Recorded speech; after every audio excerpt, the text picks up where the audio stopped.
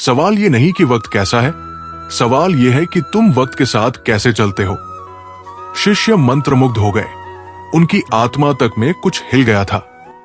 अब वे जान गए थे, नदी के ठहरने का इंतजार करना मूर्खता थी।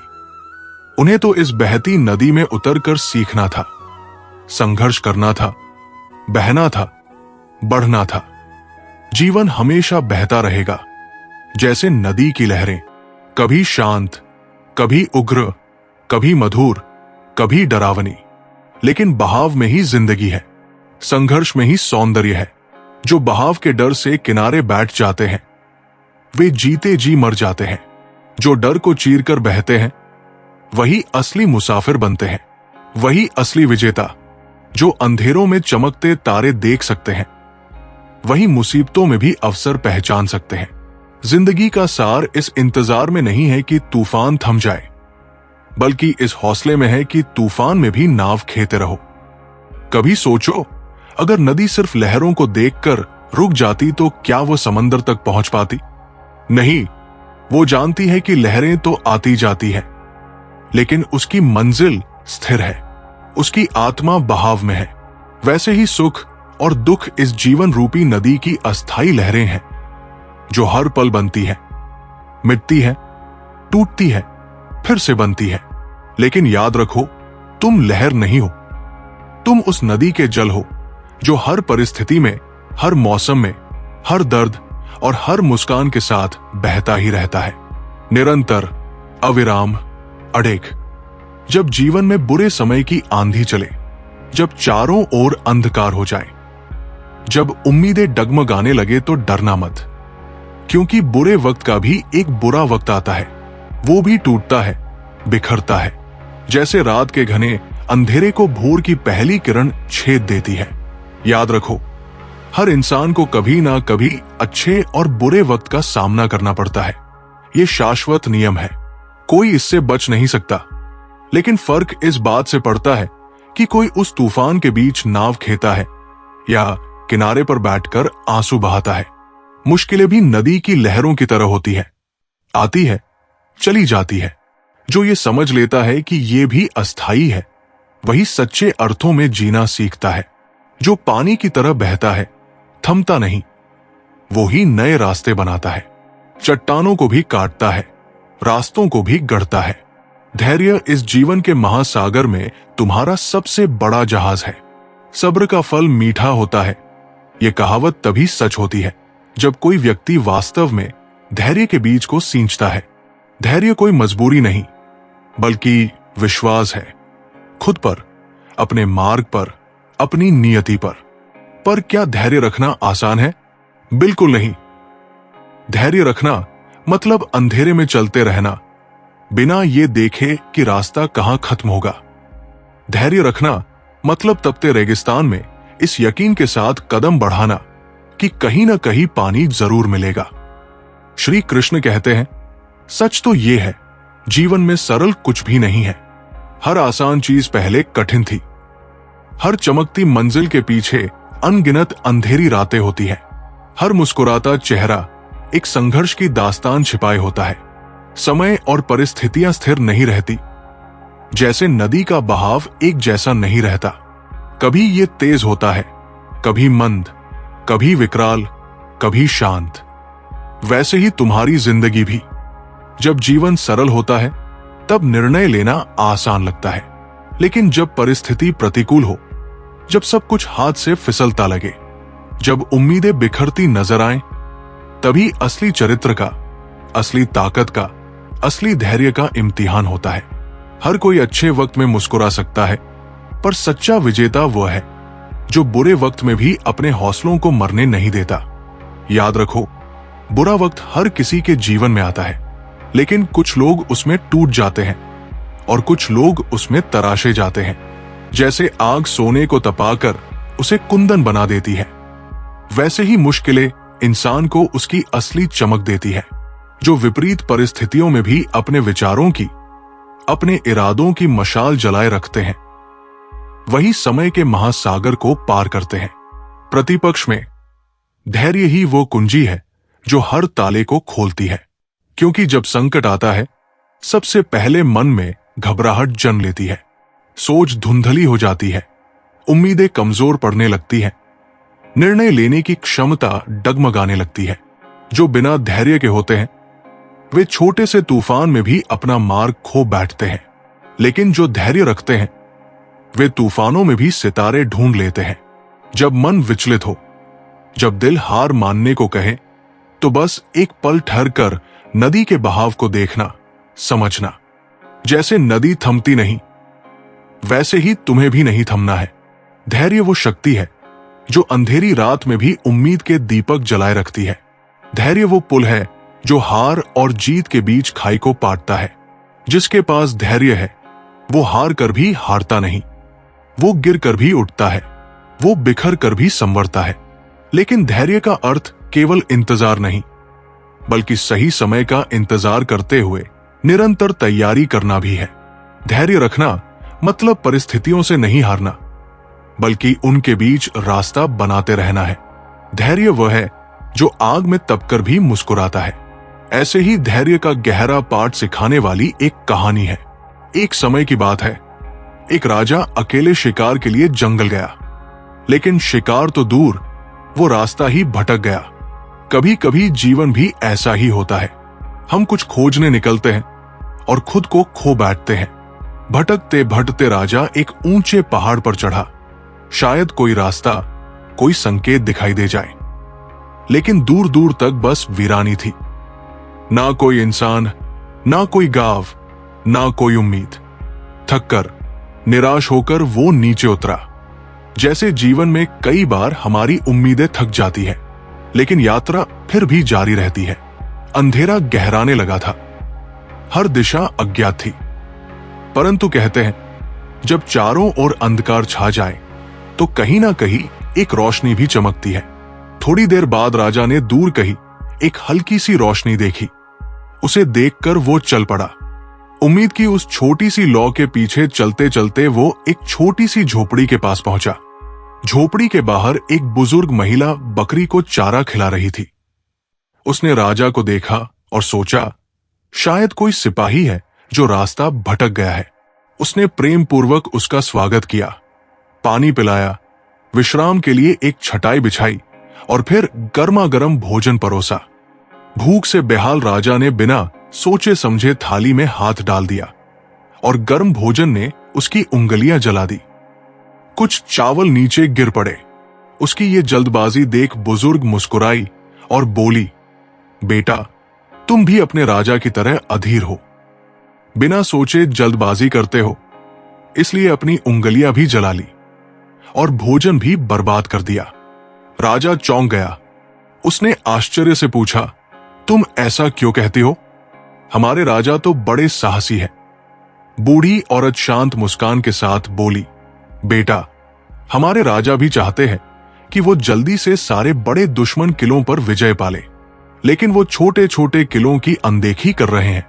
जैसे तुमने जल्दबाजी में उंगलियां जला ली, वैसे ही राजा जल्दबाजी में अपनी सेना का नुकसान कर रहे हैं। फिर वो बुजुर्ग महिला धीरे धीरे बोली, अगर तुमने थोड़ा धैर्य रखा होता तो पहले थाली के किनारे से खाना खाते, गर्मी कम होती और उंगलियां भी ना जलती। वैसे ही अगर राजा पहले छोटे किलों पर विजय पाते तो उनकी सेना मजबूत होती, सैनिकों का नुकसान नहीं होता और बड़े किले भी आसानी से जीत लिए जाते। हर शब्द राजा के दिल में उतरता चला गया, जैसे सच्चाई का एक एक कतरा उसे भीतर तक भिगो रहा हो। कभी कभी ज्ञान बड़ी बड़ी किताबों में नहीं, साधारण शब्दों में छिपा होता है। कभी कभी जिंदगी की सबसे बड़ी शिक्षा महलों में नहीं, झोपड़ियों में मिलती है। राजा ने उसी क्षण ठान लिया, अब वो धैर्य रखेगा, अब वो हर कदम सोच समझकर उठाएगा। उसने समझ लिया था कि अधीरता केवल हार नहीं लाती, बल्कि भविष्य को भी खतरे में डाल देती है। जैसे गर्म भोजन को धीरे धीरे खाना चाहिए, वैसे ही जीवन में सफलता भी धीरे धीरे एक एक कदम बढ़ाकर मिलती है। धैर्य का अर्थ है हर परिस्थिति को गहराई से समझना, भावनाओं पर नियंत्रण रखना और निर्णय लेते समय पूरे होश में होना।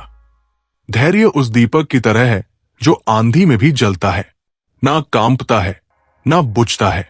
धैर्य वो जड़ है जिससे सफलता का वृक्ष खड़ा होता है।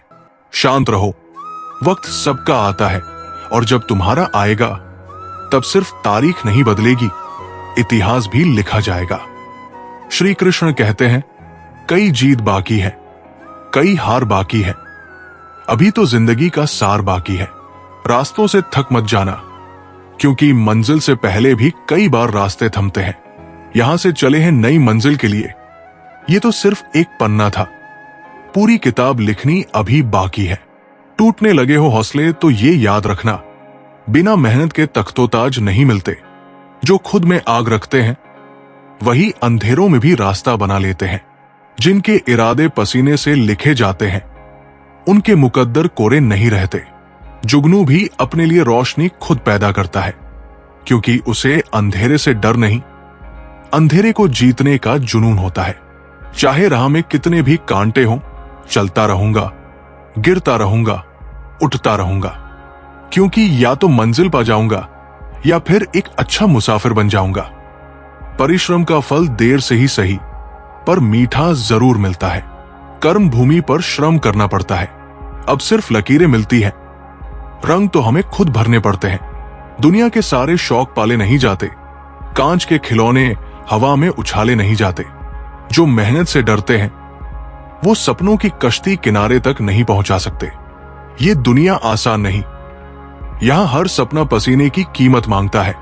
सपने जो रातों में सुकून से देखे जाते हैं, उन्हें पूरा करने के लिए कई रातें जागकर मेहनत करनी पड़ती है। होके मायूस अपने इरादे मत बदलना, क्योंकि हो सकता है तेरी किस्मत कल ही बदल जाए। परिश्रम से ही विजय आसान बनती है। तकदीर तो सिर्फ मेहनत करने वालों के लिए रास्ते खोलती है। दुनिया में कोई भी समस्या ऐसी नहीं जिसे सोच और साहस से हल ना किया जा सके, लेकिन अफसोस, सोचने से बचने के लिए इंसान हर रास्ता अपनाता है, क्योंकि सोचना आसान नहीं, सोचने के लिए जिगर चाहिए। कठिन परिश्रम वो कीमत है जो सफलता के लिए चुकानी पड़ती है। अगर तुम कीमत चुकाने को तैयार हो तो कोई सपना अधूरा नहीं रहेगा। रुकना मना है, थकना मना है, हार मानना तो बिल्कुल मना है, क्योंकि यात्रा के बीच रुकने से मंजिलें नहीं मिलती, यात्राएं अधूरी रह जाती है। अपने हौसलों के बल पर प्रतिभा को दुनिया के सामने रख देंगे। भले कोई मंच ना दे, हम अपना मंच खुद बना लेंगे। जो सपने अपने हों उन्हें पूरा करने के लिए भीड़ से इजाजत नहीं ली जाती। एक सपना जादू से सच नहीं होता, उसमें पसीना, धैर्य और रातों का सन्नाटा शामिल होता है। अगर तुम खुद पर भरोसा रखते हो तो कोई ताकत तुम्हें रोक नहीं सकती। जिन्हें अंधेरों से डर नहीं लगता वो खुद रोशनी बन जाते हैं। कांच के खिलौने उड़ाने वालों को मालूम नहीं, हवा में उड़ते वक्त सबसे पहले नाजुक चीजें टूटती हैं। हौसले को जिंदा रखो, क्योंकि रास्ते वही ढूंढते हैं जो रुकते नहीं। जब दुनिया सोती है तब सपने देखने वाले जागते हैं। जब दुनिया हंसती है तब सपने देखने वाले रोते हैं। जब दुनिया थकती है तब सपने देखने वाले आगे बढ़ते हैं, क्योंकि सपना देखने से ज्यादा जरूरी है सपने को जिंदा रखना। हर हाल में, हर मोड़ पर, हर चोट पर, हर चोट एक नया सबक देती है। हर असफलता एक नया रास्ता दिखाती है। राजा बनने से पहले साम्राज्य बनाना पड़ता है। साम्राज्य बनाने में वक्त लगता है, धैर्य लगता है, आंसू लगते हैं, लेकिन जब साम्राज्य बनता है तो फिर राजा भी तुम होते हो और ताज भी तुम्हारा होता है। मत रुकना, चाहे लोग हंसे, चाहे लोग रोके, चाहे रास्ते वीरान हो जाएं, क्योंकि जब तुम्हारा समय आएगा तो लोग कहेंगे उसने कर दिखाया। राह के पत्थरों से लड़ते हुए चलो, क्योंकि मंजिलें फूलों से नहीं कांटों से होकर गुजरती है। सपने बहुत है, रास्ते बहुत है, लेकिन पूरा करने वाले कम हैं। पूरा करने वालों को भी मंजिल आसान नहीं मिलती। उन्हें हर रात, हर तकलीफ, हर तिरस्कार से लड़ना पड़ता है। एक बार की बात है, सुबह का समय था। नरम धूप नदी की लहरों पर सो रही थी और एक गुरु अपने शिष्यों को लेकर नदी किनारे पहुंचे थे। सभी शिष्य मन में उमंग लिए थे, सोच रहे थे, आज गुरुजी के साथ नहाने का आनंद मिलेगा। पर नियति के इरादे कुछ और ही थे। गुरुजी नदी के किनारे जाकर शांत बैठ गए। सभी शिष्य आदर में वही चुपचाप बैठ गए। समय गुजरता गया। सूरज ऊपर चढ़ा, फिर धीरे धीरे ढलने लगा। नदी अपने स्वभाव में बहती रही, जैसे वक्त अपनी धुन में चलता है, किसी की प्रतीक्षा किए बिना। गुरुजी की आंखें लगातार नदी पर टिकी रहीं, जैसे वे उसमें कोई रहस्य खोज रहे हों। धीरे धीरे शिष्यों के चेहरे पर बेचैनी उभरने लगी। सुबह से शाम हो गई थी, लेकिन गुरुजी ने न नदी में प्रवेश किया, न कोई संकेत दिया। आखिरकार एक शिष्य का धैर्य टूट गया। वो प्रेम से गुरुजी के पास जाकर झुका और पूछा, गुरुजी, हम नदी में कब उतरेंगे? आप किसका इंतजार कर रहे हैं?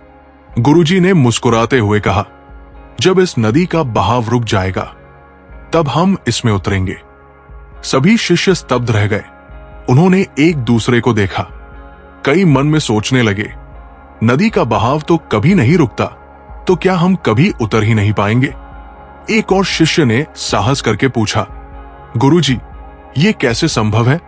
नदी का बहाव तो हमेशा चलता रहेगा। गुरुजी ने गहरी बात कही, यही तो जीवन का सबसे बड़ा सत्य है। ये बहती नदी ही जिंदगी है, ये बहाव ही समय है।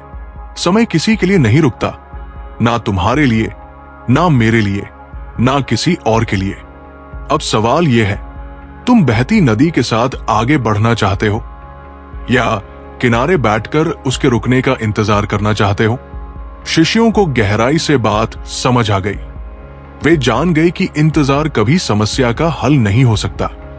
जीवन के बहाव के साथ चलना ही बुद्धिमानी है। जो रुकते हैं वे पीछे छूट जाते हैं, जो चलते हैं वही इतिहास बनाते हैं। गुरुजी बोले, जब नदी में बाढ़ आए तब डरकर भागना नहीं, जब सूखा आए हार मानना नहीं, जब रास्ते टूटे तो अपनी नाव खुद बनाना, क्योंकि बहाव को रोकने की कोशिश मूर्खता है। सही रास्ता है बहाव के साथ नई दिशा ढूंढना। श्री कृष्ण कहते हैं, समय अच्छा हो या बुरा, बदलता जरूर है। हर बुरा वक्त हमेशा के लिए नहीं आता। जैसे रात के बाद सूरज निकलना तय होता है, वैसे ही अंधेरा हमेशा नहीं रहता। हिम्मत से, धैर्य से, विश्वास से इस नदी के साथ चलते रहो। गुरुजी बोले, अगर तुम डर कर बैठ गए तो वक्त तुम्हें पीछे छोड़ देगा, लेकिन अगर तुम बहाव के साथ तैरते रहे तो एक दिन ये नदी तुम्हें उस जगह ले जाएगी जहां सपने हकीकत बनते हैं। याद रखो, बुरे से बुरे वक्त में भी सितारे चमकते हैं। सवाल ये नहीं कि वक्त कैसा है, सवाल यह है तुम वक्त के साथ कैसे चलते हो। जीवन हमेशा बहता रहेगा, जैसे नदी की लहरें, कभी शांत, कभी उग्र, कभी मधुर, कभी डरावनी, लेकिन बहाव में ही जिंदगी है, संघर्ष में ही सौंदर्य है। जब सब कुछ खत्म लगे तब नई शुरुआत होती है। कल्पना कीजिए, आपने महीनों तक मेहनत की, रात रात भर जागकर पढ़ाई की, अपने सपनों के लिए पसीना बहाया, लेकिन जब नतीजा आया तो वो ऐसा था जिसकी आपने कभी उम्मीद नहीं की थी। आप असफल हो गए, आपका दिल टूट गया, मन में सवाल उठने लगे, क्या मैं सच में कुछ कर सकता हूं? क्या मेरे सपने सिर्फ सपने ही रह जाएंगे? दोस्तों, ये वो पल है जब जिंदगी आपको आजमाती है। ये वो पल है जब आपको फैसला करना होता है कि आप हार मानेंगे या फिर उठकर दोबारा लड़ेंगे। मैं आपसे कहता हूं, ये हार नहीं, ये एक नई शुरुआत है। जैसे सूरज हर रात के बाद फिर से उगता है, वैसे ही आपकी जिंदगी में भी हर अंधेरे के बाद एक नई सुबह आती है। आपको बस उस सुबह का इंतजार नहीं करना, उसे खुद बनाना है। अपने आंसुओं को पोंछो, अपने डर को पीछे छोड़ो और अपने सपनों की ओर पहला कदम बढ़ाओ, क्योंकि असली ताकत तब दिखती है जब आप गिरकर फिर से उठते हैं। दोस्तों, सपने क्या होते हैं? सपने वो नहीं जो आप सोते वक्त देखते हैं। सपने वो है जो आपको सोने न दे। आपके दिल में जो आग जलती है, जो आपको कहती है कि मुझे ये करना है, मुझे वो बनना है, वही आपका सपना है, और ये सपना आपकी सबसे बड़ी ताकत है। हमारे देश के महान वैज्ञानिक और पूर्व राष्ट्रपति डॉक्टर एपीजे अब्दुल कलाम ने कहा था, सपने वो नहीं जो सोते वक्त देखे जाते हैं, सपने वो है जो आपको सोने न दे। उन्होंने गरीबी में जन्म लिया, अखबार बेचे, लेकिन अपने सपनों को कभी नहीं छोड़ा, और एक दिन वो भारत के मिसाइल मैन बन गए। सोचो, अगर वो अपने सपनों को भूल जाते तो क्या आज हम उनकी कहानी सुन रहे होते? आपके सपने भी कम नहीं हैं, चाहे वो डॉक्टर बनने का सपना हो, इंजीनियर बनने का, या अपने परिवार को बेहतर जिंदगी देने का। ये सपने आपकी पहचान है, इन्हें मत छोड़ो। लोग हंसेंगे, कहेंगे कि ये मुमकिन नहीं, लेकिन आपको सुनना सिर्फ अपने दिल की आवाज है, क्योंकि सपने वो बीज है जो मेहनत के पानी से एक दिन बड़े पेड़ बनते हैं। मुश्किलों का सामना वो आपको तराशती है। जिंदगी एक क्रिकेट मैच की तरह है, कभी आपको बाउंसर मिलेगा, कभी गुगली, लेकिन अगर आप डटे रहे तो एक दिन आप सेंचुरी मारेंगे। मुश्किलें आपको तोड़ने नहीं, तराशने आती है। जैसे सोने को आग में तपाया जाता है ताकि वो चमक सके, वैसे ही मुश्किलें आपको मजबूत बनाती है। दशरथ माझी की कहानी याद करो। एक गरीब मजदूर जिसकी पत्नी को सिर्फ इसलिए खोना पड़ा क्योंकि गांव में अस्पताल तक रास्ता नहीं था। लोगों ने कहा, पहाड़ को तोड़ना नामुमकिन है, लेकिन माझी ने हार नहीं मानी। 22 साल तक दिन रात एक हथौड़े और छेनी से उन्होंने पहाड़ को काट डाला। आज उस रास्ते से लाखों लोग गुजरते हैं और उसे माउंटेन मैन की मेहनत की मिसाल कहते हैं। सोचो, अगर माझी ने हार मान ली होती तो क्या होता? दोस्तों, आपकी जिंदगी में भी पहाड़ जैसे हालात आएंगे, लेकिन याद रखो, आपके पास भी वो हथौड़ा है, वो छेनी है। बस उसे उठाओ और लगे रहो। लगन और मेहनत सफलता की नींव। कभी सुना है कि कोई रातों रात सफल हो गया? शायद फिल्मों में, लेकिन असल जिंदगी में सफलता मेहनत की सीढ़ियों से चढ़कर आती है। कोई शॉर्टकट नहीं, कोई जादू नहीं, just pure hard work. Dhiru भाई अंबानी को देखो, एक पेट्रोल पंप पर काम करने वाले लड़के से लेकर भारत के सबसे बड़े बिजनेस एम्पायर के मालिक तक का सफर। क्या उनके पास कोई जादुई छड़ी थी? नहीं, उनके पास था बस एक सपना और उसे पूरा करने की लगन। वो कहते थे, अगर आप सपने देख सकते हैं तो उन्हें पूरा भी कर सकते हैं। मेहनत करो, मेहनत करो, और तब तक मेहनत करो जब तक तुम अपने लक्ष्य को हासिल न कर लो। रातें काली होंगी, दिन थकाने वाले होंगे, लेकिन जब तुम अपने मंजिल पर पहुंचोगे तो हर पसीने की बूंद सोने की तरह चमकेगी। असफलता सफलता का पहला कदम। दोस्तों, क्या आपने कभी सोचा कि असफलता क्या है? लोग कहते हैं ये हार है, लेकिन मैं कहता हूं, असफलता सफलता की पहली सीढ़ी है। हर बार जब आप गिरते हो, आप कुछ नया सीखते हो। हर बार जब आप हारते हो, आप जीत के करीब पहुंचते हो। थॉमस एडिसन को देखो, बल्ब बनाने में उन्हें 10,000 बार असफलता मिली, लेकिन क्या वो रुक गए? नहीं, उन्होंने कहा, मैं 10,000 बार असफल नहीं हुआ, मैंने 10,000 तरीके खोजे जो काम नहीं करते, और एक दिन वो सफल हुए। आज उनकी वजह से हमारी रातें रोशन हैं। अब एक पल रुकें और सोचें, आपने अपनी जिंदगी में कब असफलता का सामना किया था और उससे आपने क्या सीखा? वो असफलता आपकी कमजोरी नहीं, आपकी ताकत थी। उसे गले लगाओ, उससे सीखो और आगे बढ़ो। खुद पर यकीन सबसे बड़ी ताकत। सबसे बड़ा दुश्मन कौन है? कोई बाहर का इंसान नहीं, आपका खुद का शक। मैं ये नहीं कर सकता, मुझसे नहीं होगा। ये विचार आपके सपनों को मार देते हैं। लेकिन दोस्तों, सच ये है कि आप वो सब कर सकते हैं जो आप सोच सकते हैं।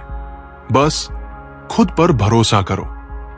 जब सचिन तेंदुलकर छोटे थे तो लोग कहते थे ये लड़का इतना बड़ा खिलाड़ी नहीं बन सकता। लेकिन सचिन ने अपने ऊपर भरोसा रखा, हर गेंद को खेला, हर आलोचना को नजरअंदाज किया और आज वो क्रिकेट के भगवान कहलाते हैं। आप भी अपने आप से कहो मैं कर सकता हूं। हर सुबह उठो, आईने में देखो और बोलो मुझ में वो ताकत है जो पहाड़ हिला सकती है। क्योंकि जब आप खुद पर यकीन करते हो तो दुनिया भी आप पर यकीन करने लगती है। अनुशासन और समय सफलता के दोस्त। सपने देखना आसान है, लेकिन उन्हें पूरा करने के लिए अनुशासन चाहिए। समय आपका सबसे बड़ा दोस्त है और सबसे बड़ा दुश्मन भी। इसे बर्बाद करोगे तो ये आपको पीछे छोड़ देगा। इसे सही इस्तेमाल करोगे तो ये आपको मंजिल तक ले जाएगा। भगवान श्री कृष्ण ने गीता में कहा, अपने कर्तव्य पर ध्यान दो, फल की चिंता मत करो। यही अनुशासन है। हर दिन एक लक्ष्य बनाओ, उसे पूरा करो और अगले दिन नया लक्ष्य लो। छोटे छोटे कदम आपको बड़े सपनों तक ले जाएंगे। अब वक्त है कदम उठाने का। दोस्तों, अब मैं अपनी बात खत्म करता हूं, लेकिन आपका सफर अभी शुरू हो रहा है। जिंदगी एक किताब है और आप इसके लेखक हैं। हर पन्ना आपकी कहानी है, हर लाइन आपका फैसला। चाहो तो इसे रंगीन बनाओ, चाहो तो खाली छोड़ दो, चुनाव आपका है। लेकिन याद रखो, तुम वो करिश्मा हो जो दुनिया को देखना बाकी है। आपके अंदर वो आग है, वो जुनून है जो असंभव को संभव बना सकता है। तो आज से एक वादा करो, न रुकना, न झुकना। अपने सपनों की ओर बढ़ो और दुनिया को दिखाओ कि तुम क्या कर सकते हो। न कभी हार मानो, न कभी थको, क्योंकि सफर चाहे 1000 मील का हो, शुरू होता है एक कदम से। वो कदम उठाओ और अपने सपनों को सच कर दिखाओ। जब कोई व्यक्ति अपनी समस्या को आपके सम्मुख रखता है, तब वो आप पर ईश्वर के जैसे पूर्ण विश्वास रखता है। पेड़ के नीचे रखी भगवान की टूटी मूर्ति को देखकर समझ आया कि परिस्थिति चाहे जैसी भी हो, पर कभी खुद को टूटने नहीं देना। वरना ये दुनिया जब टूटने पर भगवान को घर से निकाल सकती है, तो फिर हमारी तो औकात ही क्या है। भले ही लड़ लेना, झगड़ लेना, पिट जाना, पीट देना, मगर बोलचाल बंद मत करना। क्योंकि बोलचाल के बंद होते ही सुलह के सारे दरवाजे बंद हो जाते हैं।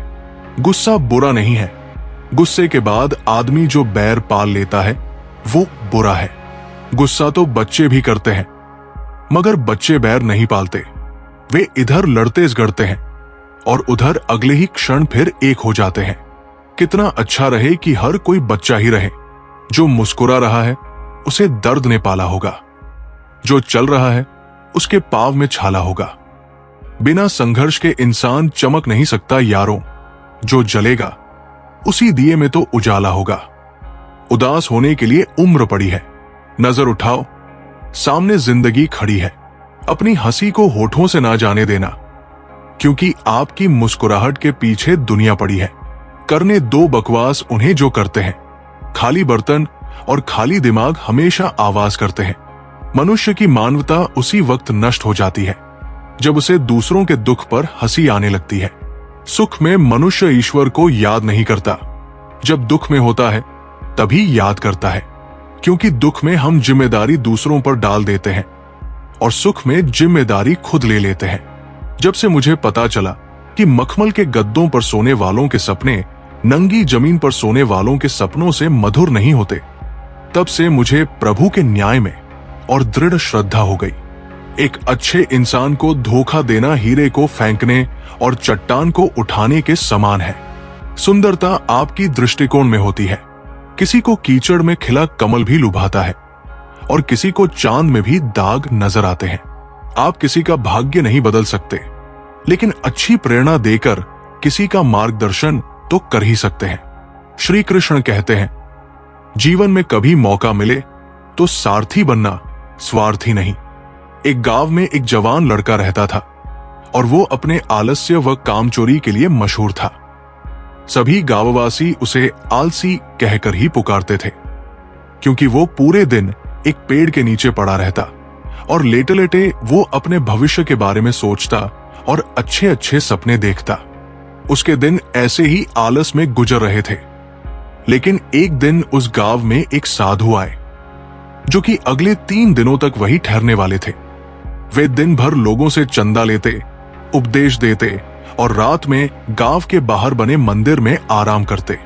साधु जब भी दान लेने जाते और रात को लौटते तो हर बार उस जवान लड़के को उसी पेड़ के नीचे लेटा हुआ पाते। 2 दिनों तक ये सब देखने के बाद वे समझ गए कि ये लड़का मानसिक आलस का गुलाम है।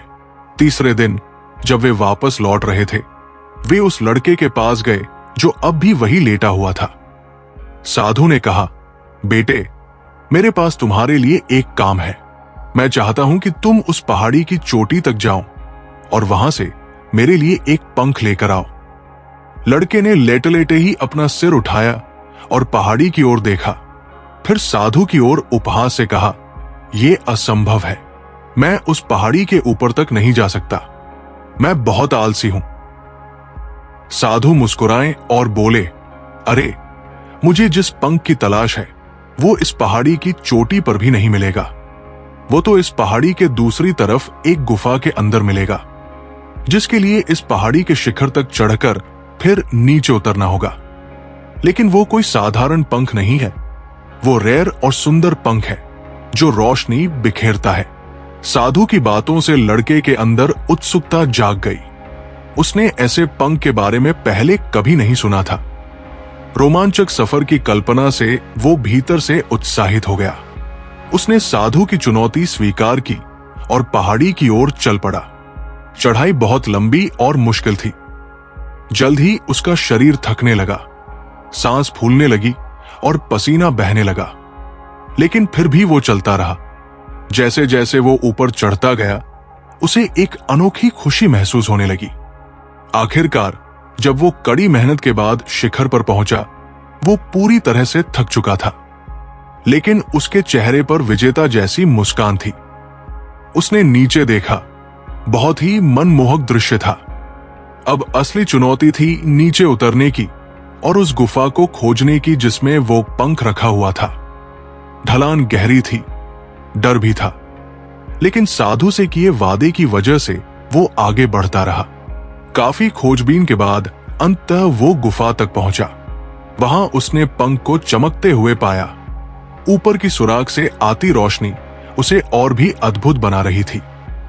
वो उस पंख को उठाकर काफी देर तक देखता रहा, लेकिन फिर उसे याद आया, मुझे तो ये पंख वापस लेकर भी जाना है। वो चिंता में पड़ गया कि अब कैसे लौटेगा। एक पल को वो हार मानने लगा, लेकिन फिर उसे उस आत्मसंतोष की याद आई जो शिखर पर जाकर महसूस हुई थी। उसे एहसास हुआ कि वो इस सफर को दोबारा भी पूरा कर सकता है। वो दोबारा पहाड़ी पर चढ़ने लगा। कमजोरी, दर्द और थकान के बावजूद वो चलता रहा। कई बार गिरा, फिर उठा, लेकिन उसने हार नहीं मानी। आखिरकार घंटों की कड़ी मेहनत के बाद जब वो साधु के पास पहुंचा और उनके हाथ में पंख रखा, तो उसकी खुशी का ठिकाना न रहा। साधु मुस्कुराए और बोले, बहुत बढ़िया मेरे बच्चे, आज तुमने जीवन का एक बहुत महत्वपूर्ण सबक सीखा है। आलस कोई ऐसी चीज नहीं जिसे स्वीकार कर लिया जाए। ये एक चुनौती है जिसे पार करना होगा। इसके लिए पहला कदम खुद उठाना होगा और अपने मकसद की ओर निरंतर चलना होगा जब तक मंजिल मिल न जाए। लड़के ने साधु की बातों को समझा और सिर हिला दिया। उसे एहसास हुआ कि वो हमेशा से बड़ी और महान चीजें कर सकता था, पर उसका आलस्य उसे रोकता रहा। अब वो जान चुका था कि उसके अंदर किसी भी बाधा को पार करने की शक्ति और क्षमता है। इसके बाद साधु ने उसे आशीर्वाद दिया और गांव से चले गए। सीख, मकसद चाहे कितना भी असंभव लगे, अगर हम उसे पूरा करने के लिए खुद को तैयार करें, तो हम अपने अंदर छिपी शक्ति और साहस की खोज कर सकते हैं। आलस्य को हराने के लिए खुद को चुनौती दें, बड़ा सपना देखें और फिर लगातार मेहनत करते रहें। बाधाएं आएंगी, असफलताएं होंगी, लेकिन हिम्मत और अनुशासन से सब संभव है। आप जिन लोगों के साथ रहते हैं, आपकी सोच और काम करने की क्षमता उनके जैसे ही हो जाती है।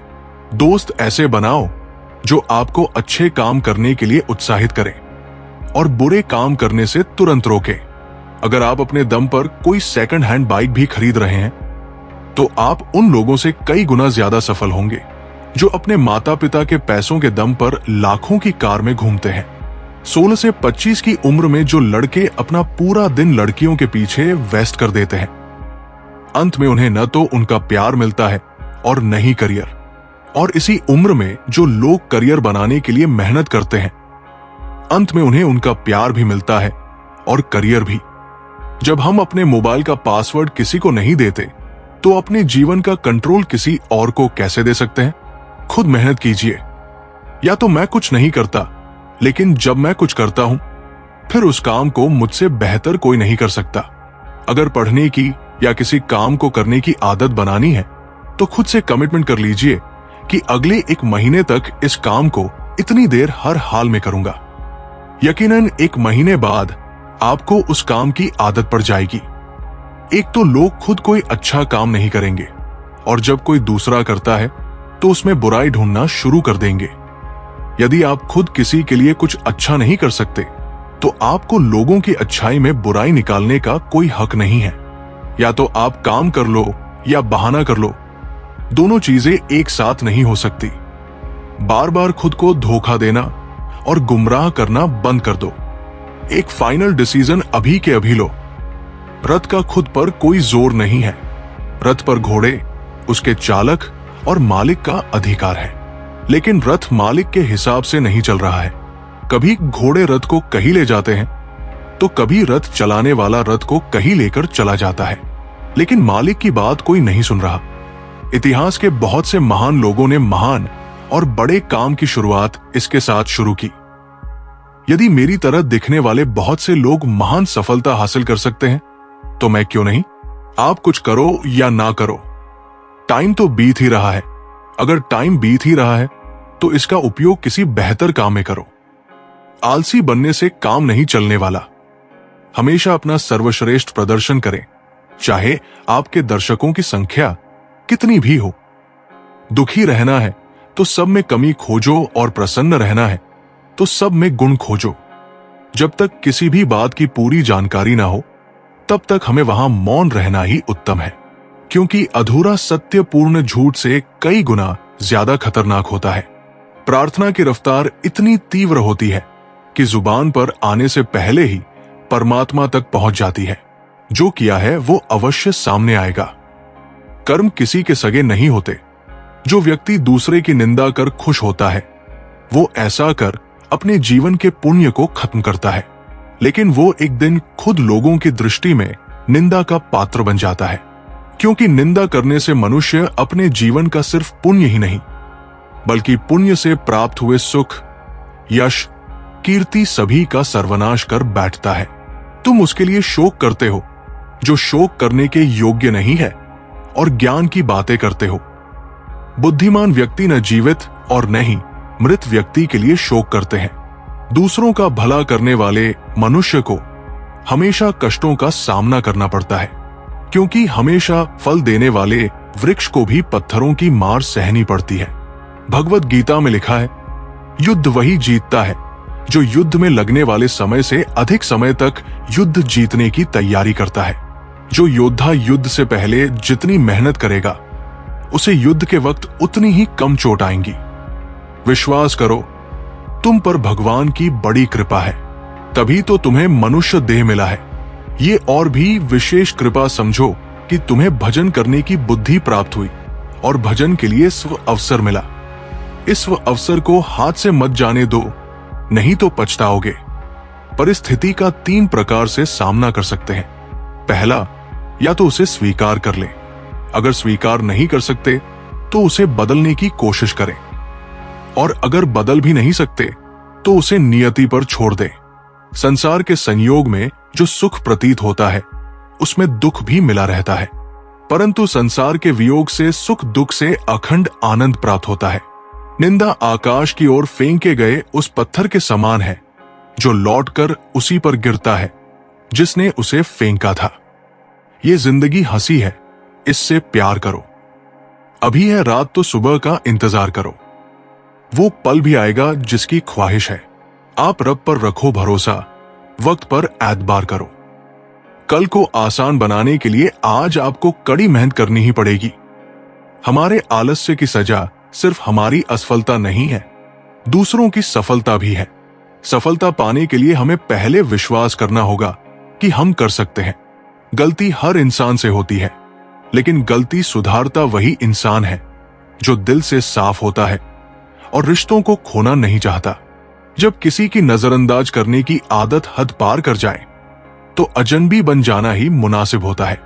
किसी पर आरोप लगाने से पहले यह देखना चाहिए कि हम स्वयं कितने सही हैं। घमंड के लिए नहीं, लेकिन कभी कभी आत्मसम्मान के लिए जिंदगी में कुछ लोगों का साथ छोड़ना पड़ता है। जिंदगी जबरदस्त है, इसे जबरदस्ती ना जिए, बल्कि जबरदस्त तरीके से जिए। पूजा करने का कोई सिद्धांत नहीं है। परमात्मा हर उस दिल की सुनता है जो पवित्र, निर्दोष और ईमानदार होता है। चलिए अब हम आपको एक कथा सुनाते हैं। काशी के पास गंगा के तट पर एक छोटा सा गांव था जिसका नाम था आनंदपुर। ये गांव अपनी शांति और गंगा की पवित्र लहरों के लिए जाना जाता था। गांव के बाहर एक प्राचीन पीपल का पेड़ था जिसके नीचे एक छोटा सा आश्रम था। इस आश्रम में संत आनंद मूर्ति रहते थे। संत आनंद मूर्ति की सादगी और उनकी गहरी बातें लोगों के दिलों को छूती थी। उनकी आंखों में एक ऐसी चमक थी मानो वे संसार के सारे रहस्य जानते हों। लोग कहते थे कि उनकी एक बात मन के सारे संदेह मिटा देती है, लेकिन संत जी सबसे मिलते नहीं थे। वे केवल उनसे बात करते थे जिनके मन में सच्ची जिज्ञासा और विश्वास की प्यास होती थी। आनंदपुर में एक युवक रहता था जिसका नाम था मयंक। मयंक 32 साल का था और एक शिक्षक था। वो गांव के छोटे से ऊल में बच्चों को पढ़ाता था।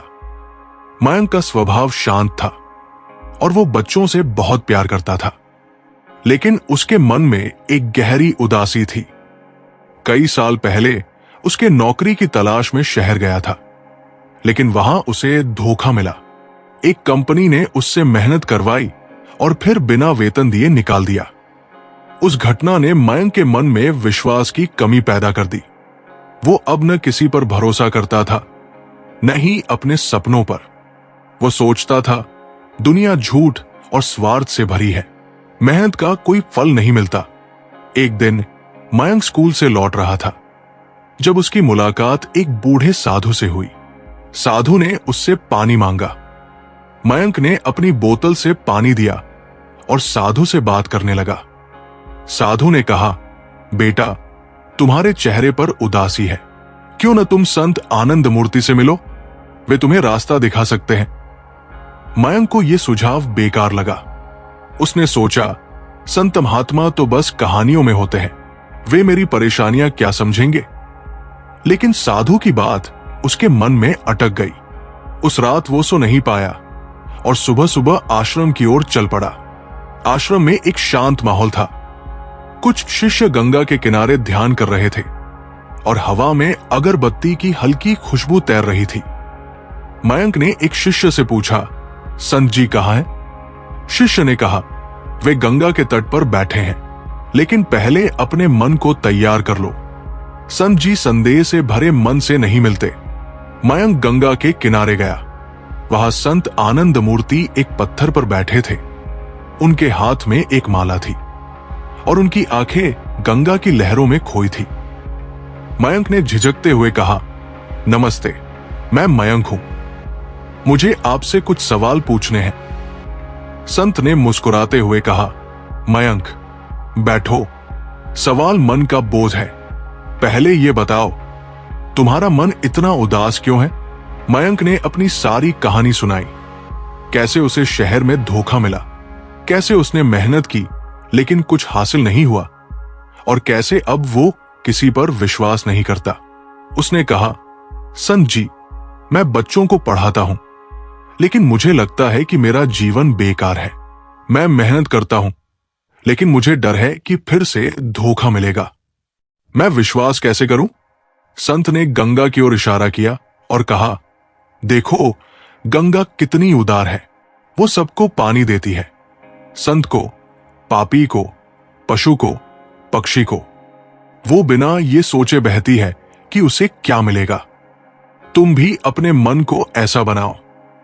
विश्वास का मतलब है अपने दिल को खोलना, भले ही दुनिया तुम्हें धोखा दे। मयंक ने कहा, लेकिन संत जी, अगर मैं फिर से विश्वास करूं और मुझे धोखा मिले तो मैं फिर टूट जाऊंगा। संत ने हंसते हुए कहा, मयंक, टूटना बुरा नहीं, टूटने से तुम्हें अपनी ताकत का पता चलता है। विश्वास एक बीज है, तुम उसे बोते हो और समय के साथ वो पेड़ बनता है। हाँ, कभी कभी आंधी आती है, लेकिन जो बीज बोया गया है वो फिर से उगता है। मयंक ने पूछा, तो मैं अपने मन का डर कैसे दूर करूं? मयंक ने पूछा, तो मैं अपने मन का डर कैसे दूर करूं? मैं चाहता हूं कि मेरा मन फिर से सपने देखे, लेकिन हर बार पुरानी बातें मुझे रोक लेती है। संत ने कहा, डर को दूर करने का पहला कदम है अपने आप पर विश्वास।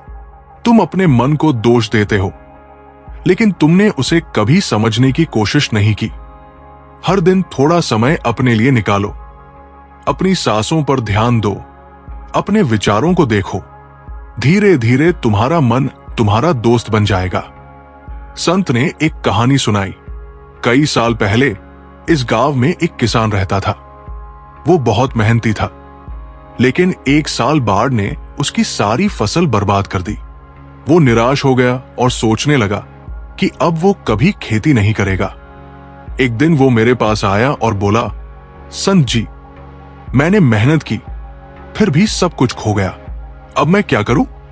मैंने कहा, फिर से बोना शुरू करो। इस बार अपने खेत को और मजबूत करो। उसने मेरी बात मानी। उसने खेत की मिट्टी को सुधारा, नई तकनीक सीखी और अगले साल उसकी फसल इतनी अच्छी हुई कि पूरे गांव ने उसकी तारीफ की। उसने कहा, संत जी, मैंने सीखा कि मेहनत कभी बेकार नहीं जाती। मयंक ने कहा, लेकिन संत जी, अगर मैं फिर से मेहनत करूं और असफल हो जाऊं तो? मैं बच्चों को पढ़ाता हूं, लेकिन मुझे लगता है कि मेरा काम छोटा है। मैं कुछ बड़ा करना चाहता हूं।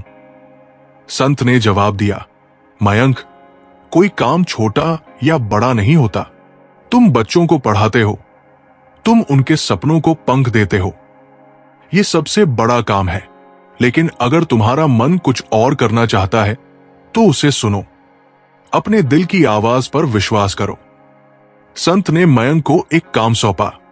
उन्होंने कहा, गांव में एक छोटा सा पुस्तकालय है, लेकिन वहां किताबें पुरानी हैं।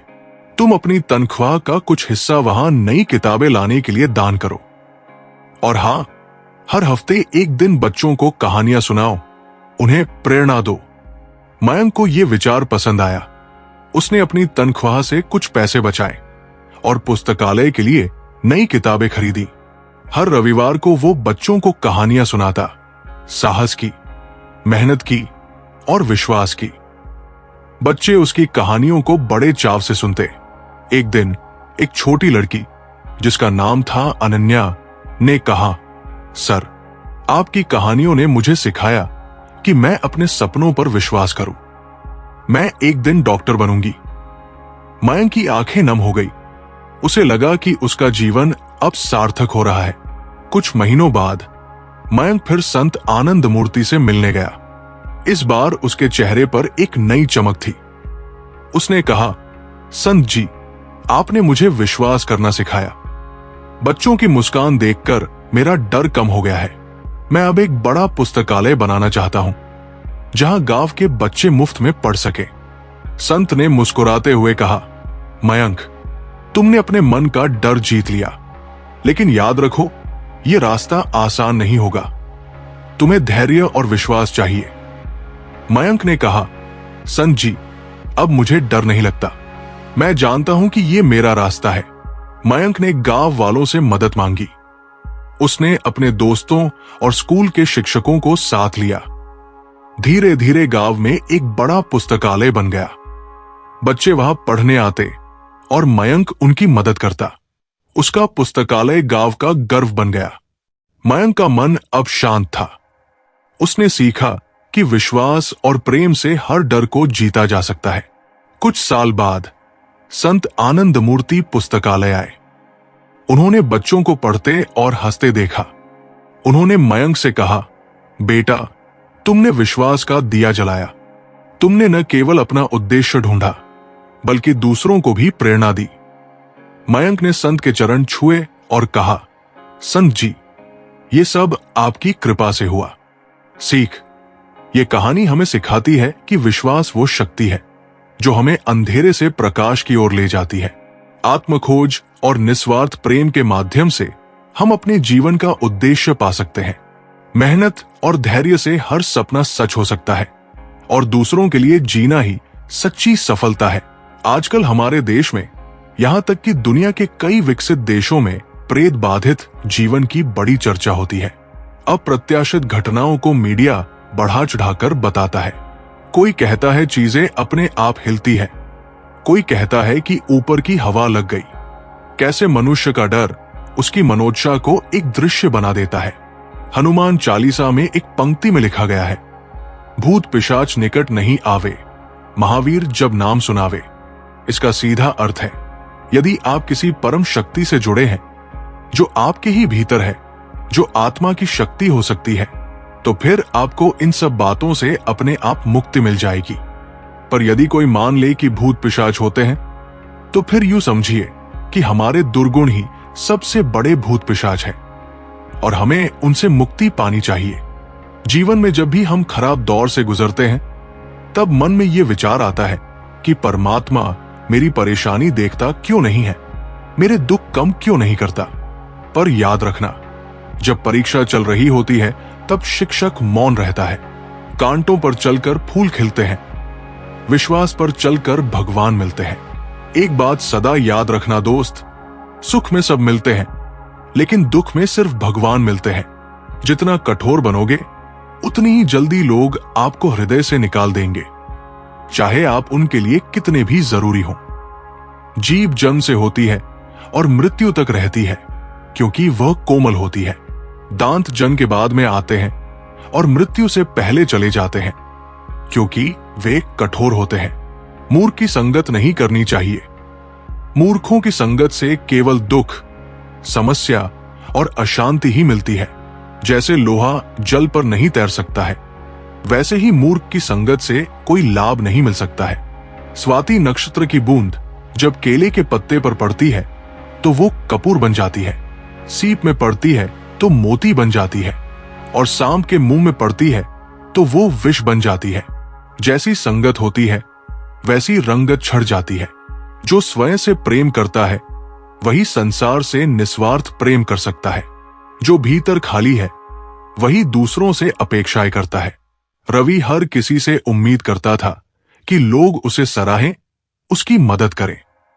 जब उसे कोई इग्नोर करता वो टूट जाता। एक दिन वो एक साधु से मिला। साधु ने उसे एक कटोरा दिया और कहा, इसमें तब तक पानी भर जब तक ये छलक न जाए। रवि ने घंटों कोशिश की पर कटोरा छेद वाला था। साधु मुस्कुराए, तू भी इस कटोरे जैसा है, खुद को भरे बिना बाहर से उम्मीद कर रहा है। उस दिन के बाद रवि ने खुद से प्रेम करना शुरू किया। सीखना, मुस्कुराना, आगे बढ़ना। धीरे धीरे दुनिया भी उसे वह देने लगी जिसकी उसे सच में जरूरत थी। मनुष्य के जीवन के एक क्षण का भी पता नहीं है। ना जाने किस पल प्रलय हो जाए, कब मृत्यु आ जाए। इसलिए यह धारणा छोड़ देनी चाहिए कि अमुक स्थिति हो जाने पर भगवान का भजन करूंगा। अभी जो जिस अवस्था में है उसे उसी अवस्था में भगवान की कृपा का आश्रय करके साधना आरंभ कर देनी चाहिए। आधे क्षण का भी विलंब नहीं करना चाहिए। एक वक्त की बात है, एक बहुत बड़ी कंपनी थी और वो कंपनी बहुत ही घाटे में चल रही थी। इस बात से उस कंपनी का मालिक और उस कंपनी के सारे लोग बहुत परेशान थे, क्योंकि जब कंपनी की तरक्की नहीं हो रही थी तो उनकी भी तरक्की नहीं हो पा रही थी। अब उस कंपनी के सारे लोग इस बात से परेशान थे कि आखिर किस वजह से हमारी कंपनी की तरक्की रुक गई है। सारे लोग उस वजह को ढूंढने में लगे थे। एक दिन उस कंपनी के मालिक ने सभी लोगों की टेबल पर एक लेटर रख दिया। जब सारे लोगों ने उस लेटर को खोलकर देखा तो उसमें लिखा था कि इतने दिनों से जो हमारी कंपनी की तरक्की नहीं हो पा रही थी, उसकी वजह हमारी ही कंपनी का एक इंसान था जिसकी आज मृत्यु हो चुकी है। अब हम सब लोग उस इंसान के घर पर जा रहे हैं। सारे लोग रेडी हो जाओ। जब सारे लोगों ने वो लेटर पढ़ा तो उन्हें खुशी तो बहुत हुई कि जिस इंसान की वजह से हमारी कंपनी की तरक्की नहीं हो पा रही थी, अब वो इंसान इस दुनिया में नहीं रहा। अब हमारी कंपनी फिर से तरक्की करने लगेगी। लेकिन वे सारे लोग थोड़ा दुखी भी हुए कि जो भी था वो हमारी कंपनी का इंसान था और आज उसकी मृत्यु हो गई। उस कंपनी के मालिक ने सारे लोगों को एक जगह जमा किया और वे सब मिलकर उस इंसान के घर पर गए। वहां एक बड़ा सा हाल था और उस हाल के बीच में एक कफन रखा हुआ था। अब उस कंपनी के सारे लोग एक एक करके उस कफन के पास जा रहे थे और उस इंसान को देख रहे थे। सभी लोग ये देखने के लिए उत्साहित थे कि आखिर वो इंसान कौन था। जो समय को साध लेता है वही जीवन को साध लेता है। देर से उठने वाला अवसर को खो देता है और अवसर किसी का इंतजार नहीं करता। अमन हर बार सोचता, कल से मेहनत करूंगा, कल से जागूंगा। एक दिन उसे एक बूढ़े माली ने बगीचे में रोपते देखा और पूछा, क्या तुमने कभी सोचा कि अगर पौधा बोने में देर हो जाए तो फल भी देर से मिलेगा? अमन को जैसे बिजली का झटका लगा। उसने उसी दिन से देर करना छोड़ दिया। उठना, काम करना, सीखना, हर दिन आज का काम आज। कुछ सालों बाद वही अमन अपने दोस्तों में सबसे सफल बना। वो जान चुका था, जो समय पर नहीं जगे उनका सपना समय लूट लेता है। जब एक एक करके सारे लोग उस कफन के अंदर देख रहे थे तो सभी हैरान हो जा रहे थे। उस कफन में कोई इंसान नहीं था, बल्कि एक मिरर रखा हुआ था जिसमें उन सारे लोगों को अपनी ही शक्ल नजर आ रही थी। इस कहानी से हमें यह सीख मिलती है कि हमारी जिंदगी में हम जिस भी पोजीशन पर हैं, वो हम किसी और की वजह से नहीं, बल्कि अपनी खुद की वजह से हैं। हम बहुत सी बार अपनी परिस्थितियों को दोष देते हैं, मजबूरी को दोष देते हैं, लेकिन हम ये नहीं सोचते कि आज हम जो मजबूर हैं, आज हम पर जो हालात हैं, वो भी हमारी खुद की वजह से हैं। हम हमेशा अपने काम को कल पर टालते रहते हैं। काम करने का अभी मूड नहीं है, ये सब बहाने देकर हम खुद को ही कभी आगे बढ़ने नहीं देते। अगर हम अपने काम में अपना 100% नहीं देंगे तो हमारी तरक्की कभी नहीं हो सकती। सपने तो हम बहुत बड़े बड़े देख लेते हैं, लेकिन बाद में हमें खुद पर ही शक होने लगता है कि क्या ये मेरे सपने सच हो पाएंगे? क्या मैं इन सपनों को सच कर पाऊंगा? ये शक हमारे दिल में इसीलिए पैदा होता है क्योंकि हमें खुद पता होता है कि मैं अपना सारा दिन किन चीजों पर लगा रहा हूं। हमें रोज रात में गिल्ट महसूस होता है कि मैंने आज का दिन भी बर्बाद कर दिया, वेस्ट कर दिया और काम के नाम पर कुछ नहीं किया। अगर आप भी चाहते हो कि आपको गिल्ट महसूस ना हो, तो आपको उन बहानों को साइड में रखकर अपने काम पर फोकस करना पड़ेगा।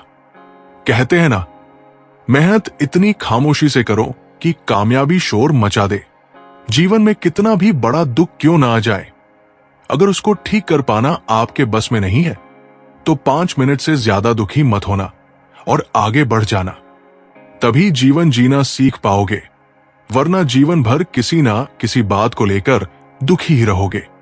सत्य को समझने के लिए धैर्य चाहिए। जल्दबाजी में तो केवल भ्रम मिलता है। जो ठहर कर देखता है वही जीवन के रहस्यों को पहचानता है। विवेक हमेशा जल्दी में निर्णय लेता, कभी जॉब बदलता, कभी रिश्ते तोड़ता, हर बार उसे पछताना पड़ता। एक दिन गांव के एक वृद्ध ज्ञानी ने उसे नदी के किनारे बुलाया और कहा, पानी को देखो, जब तूफान आता है तो वो मच जाता है, पर जब वो शांत होता है तो अपनी गहराई दिखाता है।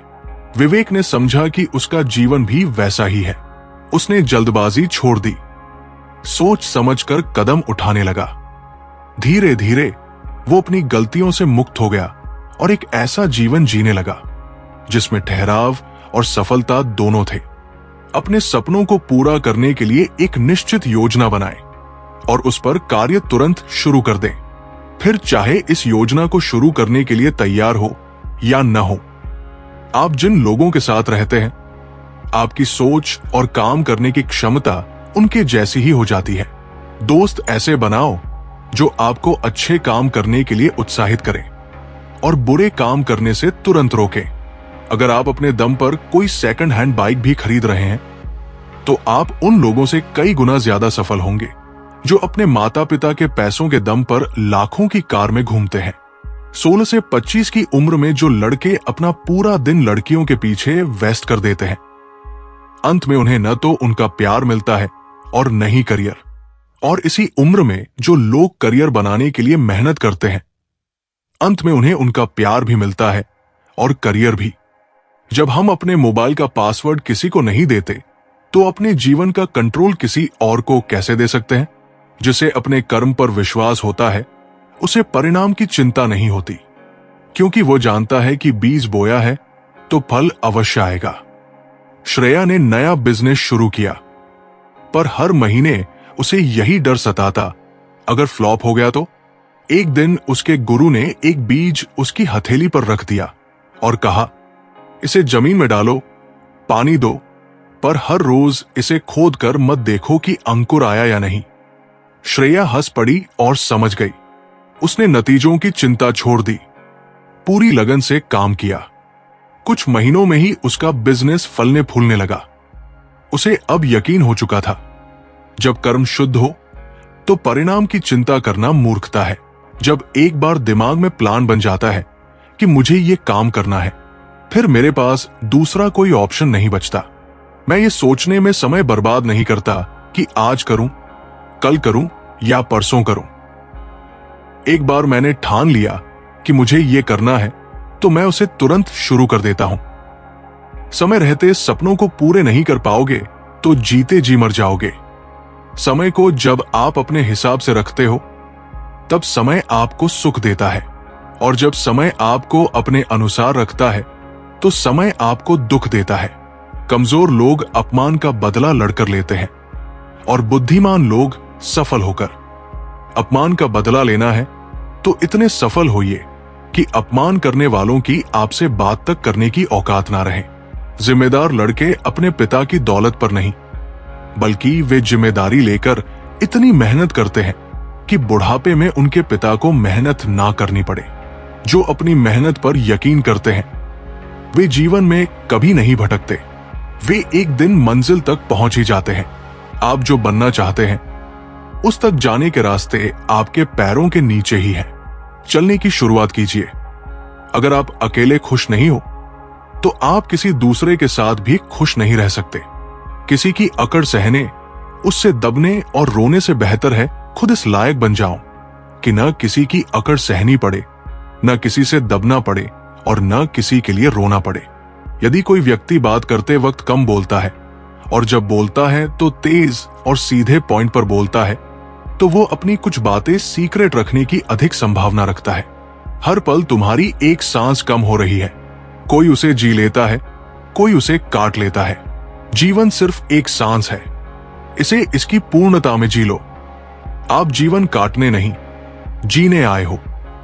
सच्चा प्यार और सच्चे कपल वही होते हैं जो एक दूसरे का करियर बनाने में मदद करते हैं, जीवन बर्बाद करने में नहीं। जब तक तुम्हारी नजरें केवल मंजिल पर होंगी, तब तक यात्रा बोझ लगेगी, पर जब तुम यात्रा से प्रेम करने लगोगे, तब मंजिल अपने आप आ जाएगी। निशा हर दिन बस एक ही सपना देखती, जल्दी से बड़ी कंपनी में जॉब मिल जाए। वो हर इंटरव्यू में नर्वस हो जाती, हर रिजेक्शन पर टूट जाती। एक दिन उसके पिताजी ने कहा, क्या तू उस मंजिल से प्यार करती है या उस रास्ते से जो वहां तक ले जाता है? उस दिन से निशा ने सिर्फ रिजल्ट की चिंता छोड़ दी। वो हर दिन खुद को बेहतर बनाने लगी। धीरे धीरे उसका आत्मविश्वास बढ़ा और एक दिन उसे उसकी ड्रीम कंपनी से कॉल आया।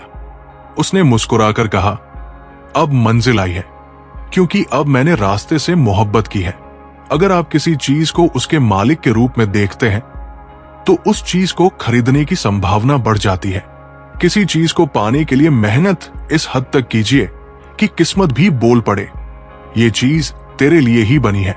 तुम्हें अब उसका दिल नहीं बल्कि ये पूरी दुनिया जीतनी है। उसने किस हीरे को गवाया है, ये बात सबके सामने प्रूफ करनी है।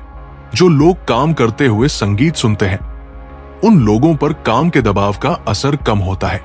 साथ ही ये भी देखा गया है कि इन लोगों का व्यवहार अपने साथी लोगों के साथ सकारात्मक रहता है। आधे से ज्यादा लोग इस दुनिया में खुश नहीं हैं। उसका कारण यह है कि लोगों का अपनी बुरी आदतों पर कंट्रोल नहीं है। सही गलत सबको पता है, लेकिन लोग जीवन में एक्शन लेने से डरते हैं, बदलाव लाने से डरते हैं और अपनी बुरी आदतों को छोड़ने से डरते हैं। अंत में ये लोग रोते हैं क्योंकि इनकी बुरी आदतें इनका जीवन बर्बाद कर देती है। जब दिल टूटता है तो कुछ लोग नया रिलेशन बनाने की तैयारी करते हैं और कुछ लोग अपनी तकदीर बनाने की। अगर आप 24 घंटे किसी के लिए अवेलेबल रहोगे तो यकीन मानो वो एक दिन आपकी कद्र करना बंद कर देगा। दुनिया में आए और चले गए, ऐसा जीवन मुझे नहीं चाहिए। अगर आया हूं तो कुछ ना कुछ तो बेहतर करके जाऊंगा ही। एक बार श्री राम ने कहा, लक्ष्मण, मेरे और सीता के बीच एक विवाद हो गया है, तुम न्याय करो। लक्ष्मण जी मान गए। श्री राम ने कहा, मैं कहता हूं कि मेरे चरण सुंदर है। सीता कहती है कि उनके चरण सुंदर है। तुम दोनों के चरणों की पूजा करते हो, अब तुम ही फैसला करो कि किसके चरण सुंदर है। लक्ष्मण जी बोले, श्री राम ने समझाया, तुम बैरागी हो, निर्भय होकर कहो किसके चरण सुंदर है। राम के चरणों को दिखाते हुए लक्ष्मण जी बोले, माता, इन चरणों से आपके चरण सुंदर है। माता सीता खुश हो गई। इस पर लक्ष्मण जी बोले, माता, अधिक खुश मत होना, भगवान राम के चरण है, तभी आपके चरणों की कीमत है। अब राम जी खुश हो गए। तब लक्ष्मण जी फिर बोले, आप दोनों को खुश होने की जरूरत नहीं। आप दोनों के चरणों के अलावा भी एक चरण है जिसके कारण ही आपके चरणों की पूजा होती है, यानी आचरण। आपके चरण सुंदर है तो उसका कारण आपका महान आचरण है। व्यक्ति का आचरण अच्छा हो तो उसका तन और मन दोनों ही सुंदर होते हैं और वो संसार में अपने नाम की अमिट छाप छोड़ जाता है। जीवन अनंत नहीं है, छोटा है, लघुकालीन है। हम हमेशा नहीं रहने वाले। कितने ही लोग थे, हमसे बड़े और हमसे छोटे भी, जिन्हें हम बचपन से अब तक अपनी यात्रा में जानते थे, हमारे साथ ही थे, लेकिन वे चले गए। उनकी ही तरह हम भी एक दिन नहीं रहेंगे। अगर किसी को बदलना है तो उसे ज्ञान दो, न कि घाव, क्योंकि घाव डर पैदा करता है पर ज्ञान दिशा देता है। गुरु राघव के आश्रम में एक चोर पकड़ा गया। शिष्यों ने कहा, इसे दंड दो, ये अपराधी है। पर गुरु ने उसे डांटने के बजाय उसे एक कोना दिया जहां वो रोज प्रवचन सुनता था। एक महीने बाद वो चुपचाप गुरु के चरणों में गिर पड़ा और बोला, किसी ने मुझे पहली बार इंसान समझा, ना कि अपराधी। गुरु मुस्कुराए। शास्त्र कहते हैं कि दंड से आदमी डरता है पर ज्ञान से बदलता है। श्री कृष्ण ने कभी युद्ध से पहले शांति का प्रस्ताव रखा था, क्योंकि वो पहले आत्मा को जगाते थे, हथियार को नहीं। इसलिए जिन सुखों को हम पाना चाहते हैं, जरूरी है कि उसके लिए अनिवार्य कर्म को हम भविष्य पर न टालें। चाहे कुछ भी हो, चीजों को टालने की आदत छोड़ दें, भले ही सिर के ऊपर लहरा रही मृत्यु हो। हमारे पास मौका है कि हम भरपूर जी लें, एक अच्छा मनुष्य बनकर जिए। एक बच्चा फटे पुराने जूते के साथ प्लास्टिक की गेंद से खेल रहा था। लोगों को उसके जूते देखकर बहुत दुख हुआ। तभी किसी सज्जन ने बाजार से नया जूता खरीदा और उसे देते हुए कहा, बेटा, लो ये जूता पहन लो। लड़के ने फौरन जूते निकाले और पहन लिए। उसका चेहरा खुशी से दमक उठा था। वो मेरी तरफ पलटा और मेरा हाथ थाम कर पूछा, आप भगवान हैं? उसने घबराकर हाथ छुड़ाया और कानों को हाथ लगाकर कहा, नहीं बेटा, नहीं, मैं भगवान नहीं। लड़का फिर मुस्कुराया और कहा, तो फिर जरूर भगवान के दोस्त होंगे, क्योंकि मैंने कल रात भगवान से कहा था कि मुझे नए जूते दे देना। वो सज्जन मुस्कुरा दिए। अब वो सज्जन भी जान चुके थे कि भगवान का दोस्त होना कोई मुश्किल काम नहीं। जिन्हें डर लगेगा उन्हें हर कोई डराएगा, और जो निर्भय है वे हर स्थिति में हावी हो जाएंगे। भूत प्रेत का मसला बहुत पहले से चला आ रहा है। ये होते हैं या नहीं, इस पर बहस न करें, लेकिन इस पर चर्चा जरूर करें कि इंसान क्यों डरे। यदि आप केवल धर्म से जुड़े हैं तो कभी कभी धर्म भी डरा देता है। धर्म का अगला चरण और परिपक्व स्थिति अध्यात्म है। धर्म का संबंध शरीर से है, वही अध्यात्म का संबंध आत्मा से है। जो अध्यात्म से जुड़ जाएगा वो निर्भय हो जाएगा। मनुष्य का असली बल उसके विचारों में होता है। बाहुबल तो केवल समय की परीक्षा में खो जाता है। प्राचीन काल में दो राजकुमार थे। एक था शक्तिशाली योद्धा अर्जुन और दूसरा था कमजोर लेकिन ज्ञानवान समीर। राजा ने दोनों को चुनौती दी, साम्राज्य उसी को मिलेगा जो असली ताकत का प्रमाण देगा। अर्जुन ने बड़ी तलवार से पेड़ काट डाला। समीर ने गांव के प्यासे लोगों के लिए पहाड़ी से पानी लाकर झरना बना दिया। राजा बोला, जिसने सिर्फ ताकत दिखाई वो एक क्षण का नायक है, पर जिसने विचारों से जीवन बदल दिया वही सच्चा शासक है। आप मुझे इस धर्म संकट में मत डालिए। जब तुम्हें कोई समझ न सके तब रोने के बजाय मुस्कुरा दो, क्योंकि श्री कृष्ण भी सबको समझ नहीं आए थे, फिर भी उन्होंने गीता दी थी। अवनी को अध्यात्म में गहरी रुचि थी, लेकिन उसके दोस्त और परिवार मजाक उड़ाते, तू साध्वी बन गई है क्या? वो चुपचाप अपने पथ पर चलती रही। लोगों की मदद करना, गीता पढ़ना और दूसरों को प्रेरित करना। कुछ सालों बाद जब एक दोस्त जीवन में डिप्रेशन में गया तो सबसे पहले अवनी ही उसके पास आई। उसने उसे गीता के विचारों से बाहर निकाला। वही दोस्त रोते हुए बोला, जिसे हम कभी समझ न सके वही आज हमें समझा गया। ज्यादा अच्छा होना भी गुनाह है। पता ही नहीं चलता लोग कद्र कर रहे हैं या इस्तेमाल। जब किसी के नाम को बार बार पुकारा जाता है तो उसे मुड़कर देखना ही पड़ता है कि कौन उसे बुला रहा है। उसी प्रकार जब ईश्वर के नाम का स्मरण निरंतर किया जाता है तो ईश्वर उनकी पुकार जरूर सुनते हैं। इतना मत बोलिए कि लोग चुप होने का इंतजार करें, बल्कि इतना बोलकर चुप हो जाइए कि लोग आपके दोबारा बोलने का इंतजार करें। मुस्कुराओ, क्या गम है? जिंदगी में टेंशन किसको कम है? अच्छा या बुरा तो केवल भ्रम है। जिंदगी का नाम ही कभी खुशी कभी गम है। शेर की एक सीख हमेशा याद रखना, जंगल की अर्थव्यवस्था चाहे कैसी भी क्यों ना हो, मैं घास नहीं खाऊंगा। ये मेरा घमंड नहीं बल्कि मेरी सच्चाई है, क्योंकि मैं जानता हूं मैं कौन हूं। खराब परिस्थिति देखकर कभी हार ना माने।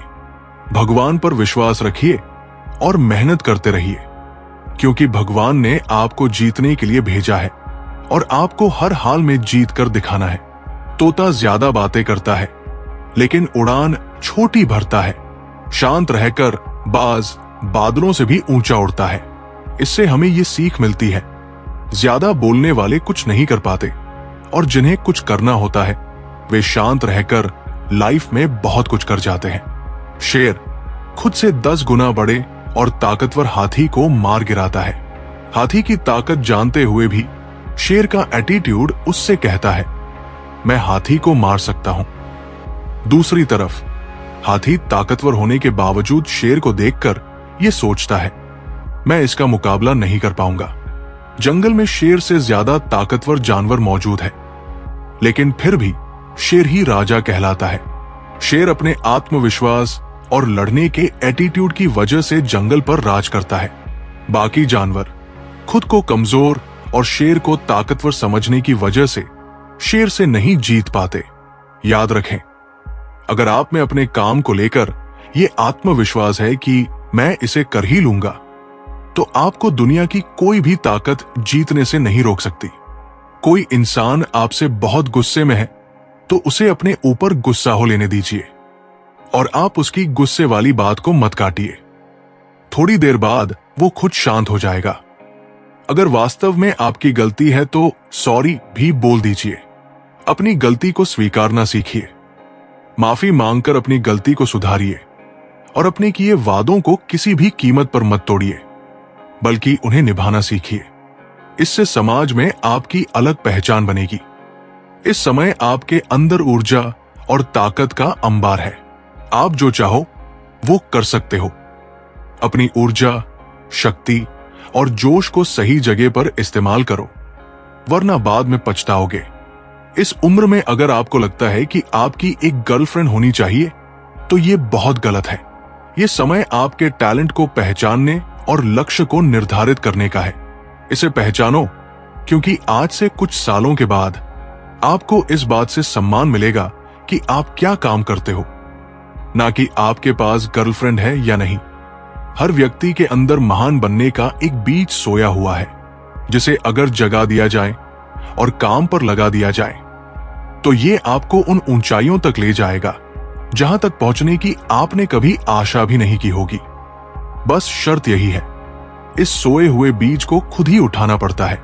खुश रहने वाले लोग दिखावा नहीं करते, कम बात करते हैं, रोज कुछ सीखते हैं, दूसरों की मदद करते हैं, ज्यादा हंसते हैं, बकवास को नजरअंदाज करते हैं। बातचीत करते वक्त हंसने की बजाय मुस्कुराना ज्यादा बेहतर होता है। इससे सामने वाला आपको जज नहीं कर पाता और उसे आप एक रहस्यमय इंसान लगते हैं। याद रखना, जितनी आप मेहनत करते हो, सही समय आने पर आपको उसका रिजल्ट मिलने से कोई नहीं रोक सकता। बस आप थक कर मेहनत करना बंद मत करना। जीवन का सबसे कठिन समय तब आता है जब सच जानते हुए भी अपनों की खुशी के लिए हमें मजबूरी में गलत डिसीजन के लिए राजी होना पड़ता है। कुदरत अच्छे लोगों को सबसे ज्यादा दुख देती है ताकि वे जीवन और लोगों को पहचान पाए।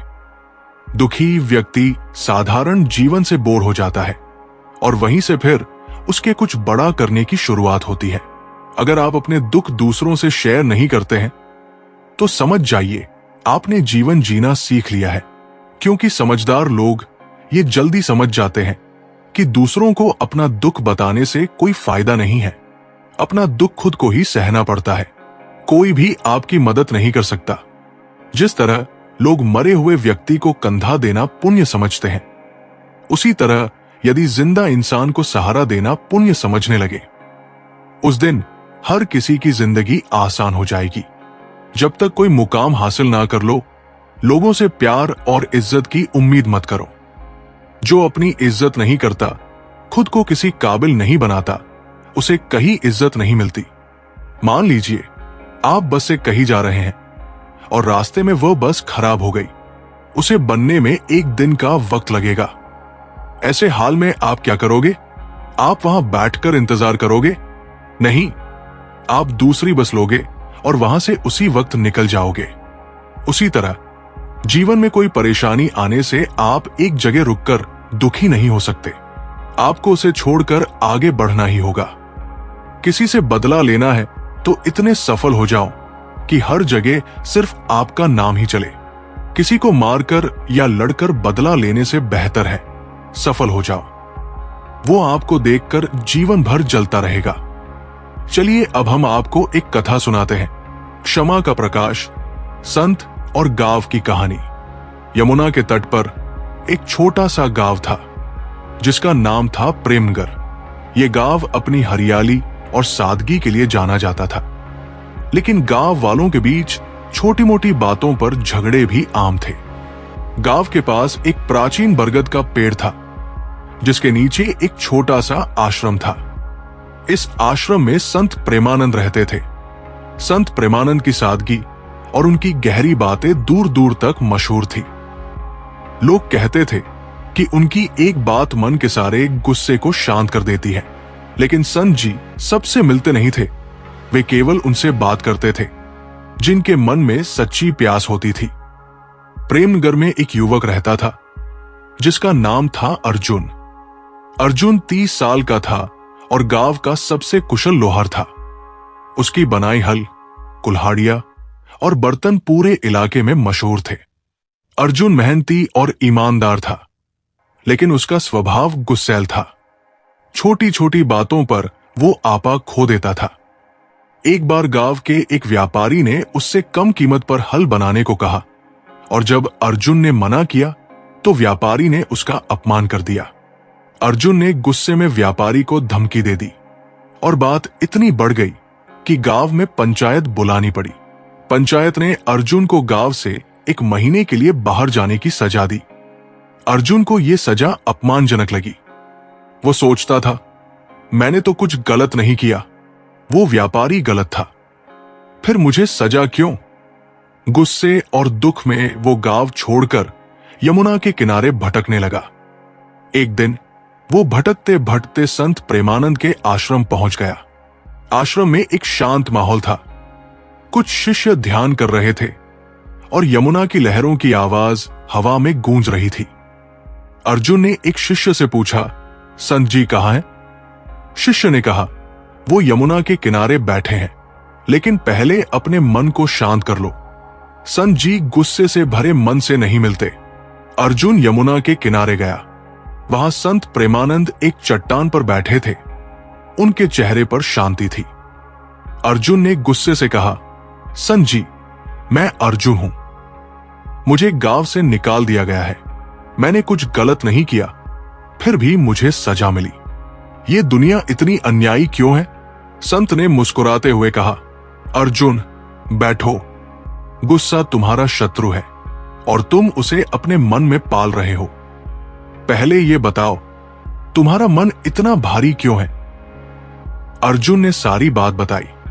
कैसे व्यापारी ने उसका अपमान किया, कैसे पंचायत ने उसे सजा दी और कैसे वो अब गांव वालों से नफरत करता है। संत ने यमुना की ओर इशारा किया और कहा, देखो यमुना कितनी शांत है। वो पहाड़ों से निकलती है, रास्ते में गंदगी, पत्थर और कीचड़ को अपने साथ ले जाती है, फिर भी वो शुद्ध रहती है। तुम्हारा मन भी ऐसा हो सकता है अगर तुम गुस्से और नफरत को छोड़ दो। अर्जुन को यह बात समझ नहीं आई।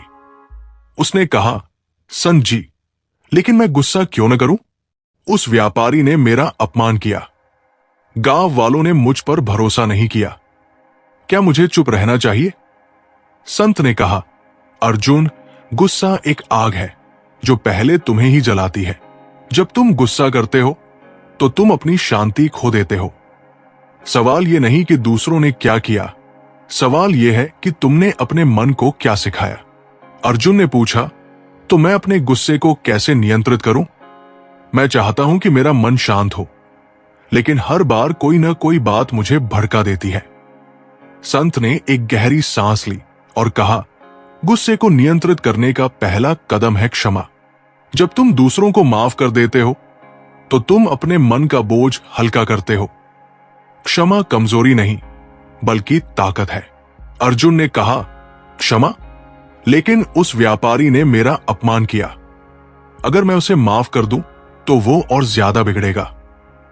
संत ने हंसते हुए कहा, क्षमा का मतलब ये नहीं कि तुम गलत को स्वीकार कर लो। क्षमा का मतलब है कि तुम अपने मन को उस गलती से आजाद कर दो। जब तुम माफ करते हो तो तुम अपने लिए शांति चुनते हो, न कि दूसरों के लिए। संत ने एक कहानी सुनाई। कई साल पहले इस गांव में 2 भाई रहते थे। एक बार छोटी सी बात पर उनका झगड़ा हो गया। बड़े भाई ने गुस्से में छोटे भाई को घर से निकाल दिया। छोटा भाई गांव छोड़कर चला गया, लेकिन बड़े भाई का मन कभी शांत नहीं हुआ। वो हर दिन अपने गुस्से को याद करता और दुखी होता। एक दिन वो मेरे पास आया और बोला, संत जी, मुझे शांति चाहिए। मैंने कहा, अपने भाई को ढूंढो और उसे माफ कर दो। उसने ऐसा ही किया। जब दोनों भाई गले मिले तो बड़े भाई की आंखों में आंसू थे। उसने कहा, संत जी, मैंने इतने साल गुस्से में बर्बाद कर दिए। क्षमा ने मुझे आजाद कर दिया। अर्जुन ने सोचा और कहा, लेकिन संत जी, अगर मैं व्यापारी को माफ कर दूं तो क्या गांव वाले मुझे कमजोर नहीं समझेंगे? संत ने जवाब दिया, लोग क्या समझते हैं, ये तुम्हारी चिंता नहीं। तुम्हारा काम है अपने मन को शुद्ध रखना। जब तुम क्षमा करते हो तो तुम अपने दिल में प्रेम का दिया जलाते हो, और प्रेम का प्रकाश कभी कमजोर नहीं होता। संत ने अर्जुन को एक काम सौंपा। उन्होंने कहा, गांव में एक बूढ़ी विधवा है जिसका नाम है सरला। वो अकेली रहती है और उसका कोई नहीं। तुम उसके लिए कुछ करो, उसके घर की मरम्मत करो, उसके लिए लकड़ी और अनाज का इंतजाम करो, और हां, उससे बात करो, उसकी कहानी सुनो। अर्जुन को यह काम अजीब लगा।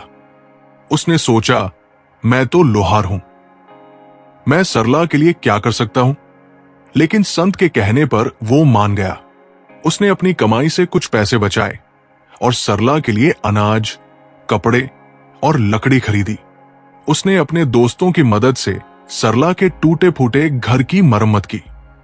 जब वो सरला से मिला तो बूढ़ी मां ने रोते हुए कहा, बेटा, तुमने मेरे लिए इतना किया, मैं तुम्हें क्या दूं? अर्जुन ने कहा, मां, बस तुम्हारी दुआएं चाहिए। उस दिन अर्जुन को एक अजीब सी शांति महसूस हुई। उसने संत से कहा, संत जी, सरला मां की मुस्कान देखकर मेरा मन हल्का हो गया, लेकिन मेरा गुस्सा अभी भी पूरी तरह गया नहीं। मैं व्यापारी को माफ करना चाहता हूं, लेकिन मेरा मन बार बार पुरानी बातें याद करता है। संत ने कहा, अर्जुन, क्षमा एक बार की बात नहीं, ये एक अभ्यास है। हर बार जब तुम्हारा मन गुस्सा लाए तो उसे प्रेम से शांत करो। अपनी सांसों पर ध्यान दो और सोचो कि तुम उस व्यक्ति को शुभकामनाएं दे रहे हो।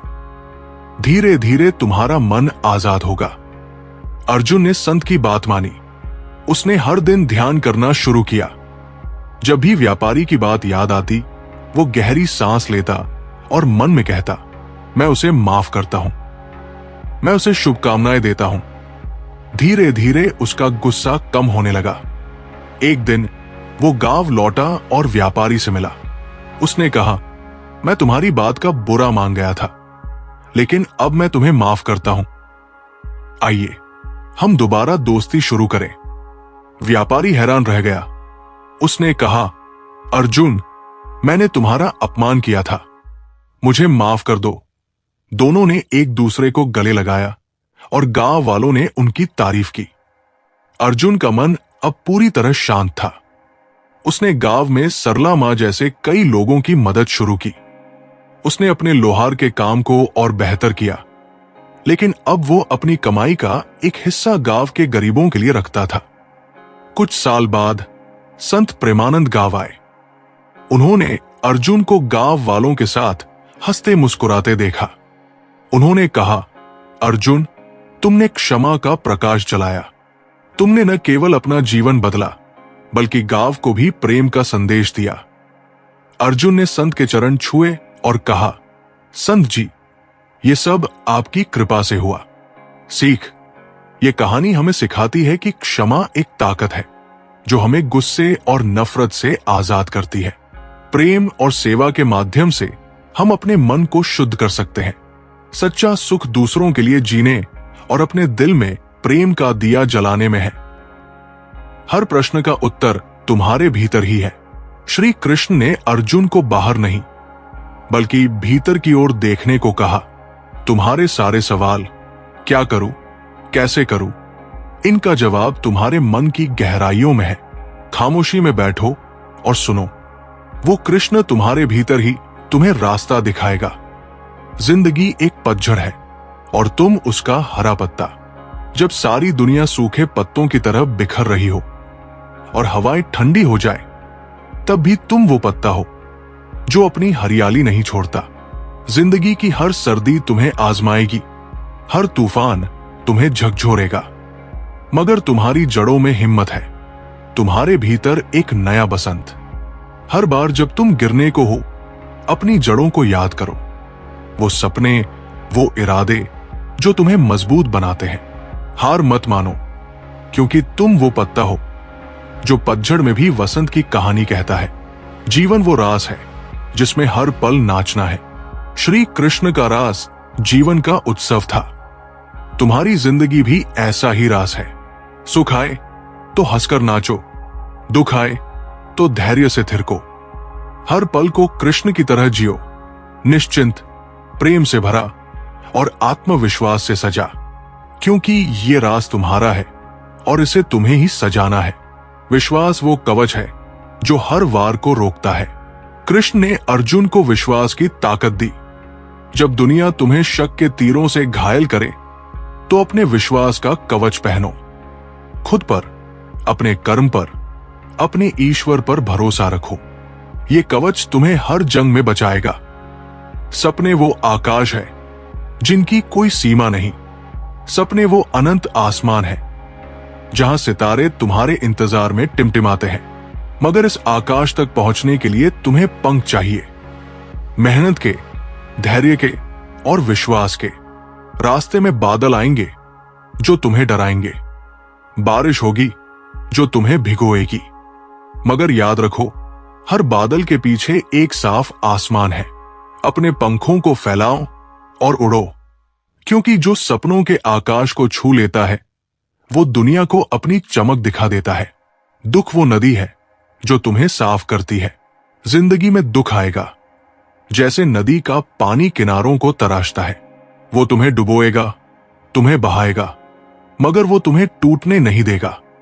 हर आंसू तुम्हारे भीतर की धूल को धोता है। हर दर्द तुम्हें और पारदर्शी बनाता है। इस नदी में डरकर पीछे मत हटो, इसमें डुबकी लगाओ, क्योंकि यही वो पानी है जो तुम्हारे भीतर की ताकत को बाहर लाता है। जब तुम इस नदी से निकलोगे तो तुम वो हीरा बन चुके होगे जो चमककर दुनिया को अचंभित कर देता है।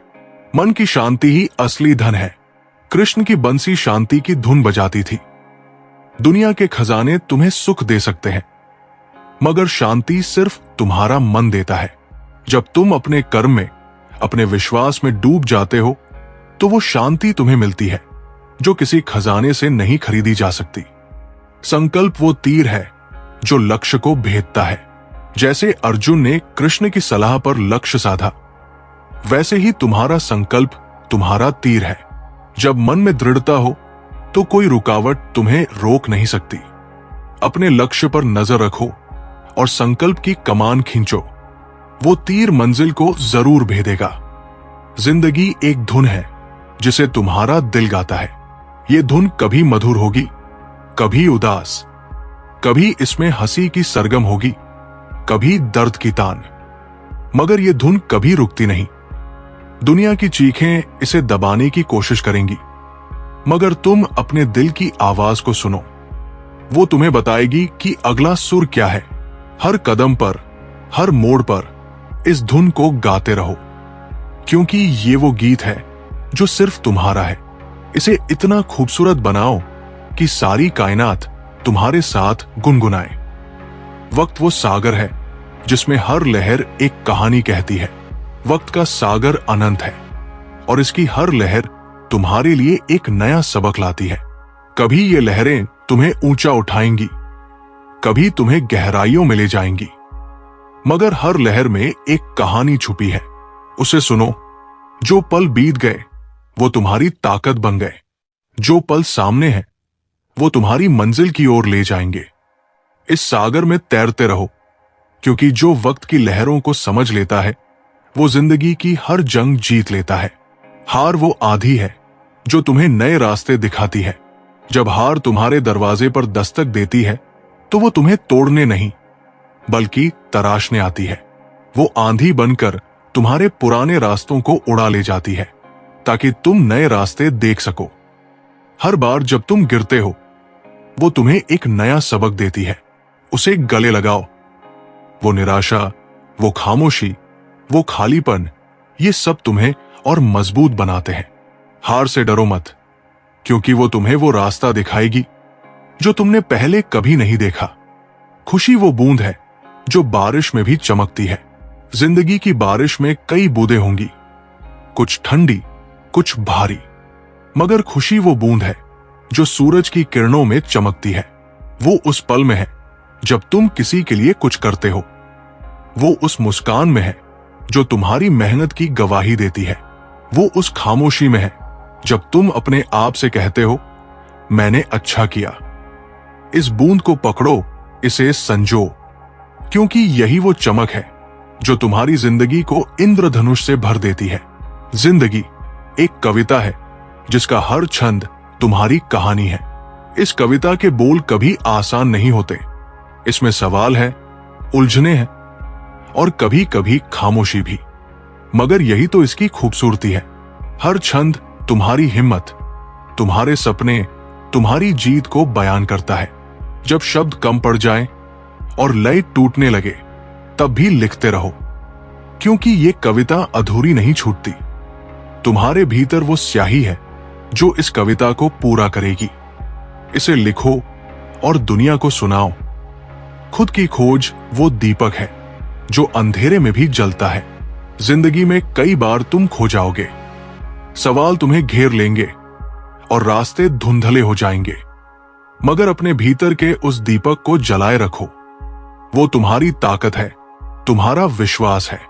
हर कदम पर, हर मोड़ पर ये दीपक तुम्हें रास्ता दिखाएगा। अपनी खामियों को गले लगाओ, अपनी खूबियों को पहचानो, क्योंकि जो खुद को खोज लेता है वो दुनिया को जीत लेता है। इस दीपक को कभी बुझने मत देना। जिंदगी एक उड़ान है और तुम इसके परिंदे। इस उड़ान में हवाएं तेज होंगी, आकाश ऊंचा होगा और कभी कभी पंख थक जाएंगे, मगर तुम वो परिंदा हो जो तूफानों में भी उड़ता है। तुम्हारे पंखों में सपने हैं, तुम्हारी आंखों में मंजिल। हर बार जब तुम गिरने को हो, अपने पंखों को याद करो। वो मेहनत, वो हौसला, वो विश्वास, यही तुम्हें ऊंचा ले जाएगा। इस उड़ान को जियो, क्योंकि तुम वो परिंदा हो जिसका आसमान कोई और नहीं, तुम खुद चुनते हो। कर्म तुम्हारा कर्तव्य है, फल तुम्हारा बंधन नहीं। श्री कृष्ण कहते हैं, कर्म कर, फल की चिंता छोड़ दे। जीवन की राह पर कदम बढ़ाओ बिना परिणाम की लालसा के। हर प्रयास तुम्हें सिखाता है, हर कदम तुम्हें तराशता है। जब तुम कर्म की माला जपते हो तो मंजिल खुद तुम्हारे पास चली आती है। सत्य का आलम डर को मिटाता है। जब डर तुम्हारे मन को घेरे तो कृष्ण की गीता को याद करो। आत्मा अजर अमर है। सत्य को गले लगाओ, क्योंकि वो तुम्हारा कवच है।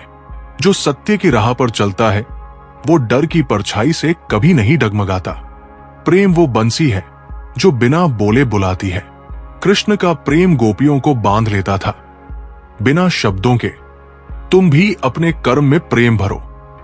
हर काम, हर रिश्ता, हर पल जब प्रेम से सचता है तो वो अमर हो जाता है। प्रेम करो और देखो कैसे दुनिया तुम्हारी बंसी की धुन पर थिरकने लगती है। धैर्य वो सेतु है जो मंजिल तक ले जाता है। श्री कृष्ण ने अर्जुन को धैर्य का पाठ पढ़ाया। जीवन की उलझनों में जब रास्ता न दिखे तो धैर्य की शरण लो। हर तूफान गुजर जाता है, हर रात सुबह में बदलती है। धैर्य से चलो, क्योंकि मंजिल वही पाता है जो रुकना नहीं जानता। स्वयं को जानना ही सबसे बड़ी विजय है। कृष्ण कहते हैं, आत्मा को जानो, दुनिया को जीतने से पहले अपने मन को जीतो। तुम्हारे भीतर छुपा है वो सत्य, वो शक्ति जो हर जंग जीत सकती है। जब तुम खुद को पहचान लोगे तो कोई भी युद्ध तुम्हें हरा नहीं सकता। दुख वो गुरु है जो तुम्हें सिखा कर जाता है। जैसे कृष्ण ने अर्जुन को युद्ध के बीच ज्ञान दिया, वैसे ही तुम्हारा दुख तुम्हें सिखाने आता है। उसे शत्रु मत समझो। हर आंसू तुम्हें मजबूत बनाता है, हर ठोकर तुम्हें रास्ता दिखाती है। दुख को गले लगाओ, क्योंकि वो तुम्हारा सबसे बड़ा शिक्षक है। कर्म का बीज आज बो, फल का इंतजार मत करो। श्री कृष्ण का दर्शन है, कर्म ही तुम्हारा धर्म है। आज जो तुम करते हो वही तुम्हारा भविष्य रचता है। फल की चिंता में मत डूबो। हर कदम, हर मेहनत, हर प्रयास, ये सब तुम्हारे जीवन की माला के मोती है। बस बोते रहो। जिंदगी की सैर। जिंदगी एक ऐसी नदी है जो कभी ठहरती नहीं, कभी शांत, कभी तूफानी, पर हमेशा बहती रहती है। इसकी धारा में बहना आसान है, पर इसे अपनी मंजिल की ओर मोड़ना, यही असली हिम्मत है। हर कदम पर एक नया सबक, हर मोड़ पर एक नई सीख। मगर सवाल ये नहीं कि रास्ता कितना मुश्किल है, सवाल ये है कि तुम उस रास्ते को कितना खूबसूरत बना सकते हो। जब सूरज की पहली किरण तुम्हारे चेहरे को छूती है तो वो सिर्फ रोशनी नहीं लाती, वो एक नया मौका लाती है। एक मौका अपने सपनों को हकीकत में बदलने का, एक मौका उन गलतियों को सुधारने का जो कल तुमसे हुई, एक मौका किसी के चेहरे पर मुस्कान बिखेरने का।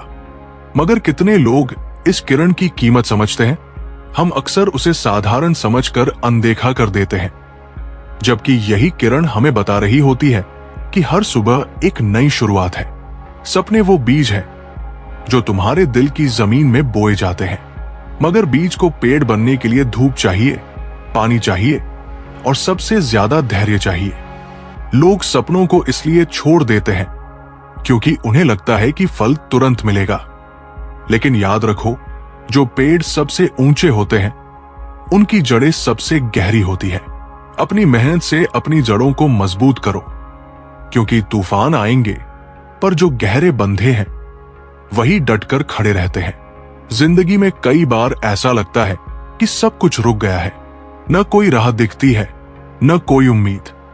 ऐसे में अपने भीतर की आवाज सुनो, वो आवाज जो कहती है उठो, अभी बहुत कुछ बाकी है।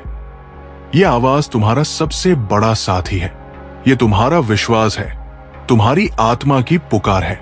जब सब कुछ खामोश हो तब यह आवाज तुम्हें रास्ता दिखाएगी। और हां, जिंदगी का सबसे बड़ा सच यह है कि तुम अकेले नहीं हो। तुम्हारे आसपास लोग हैं जो तुम्हारी तरह ही अपने सपनों की जंग लड़ रहे हैं।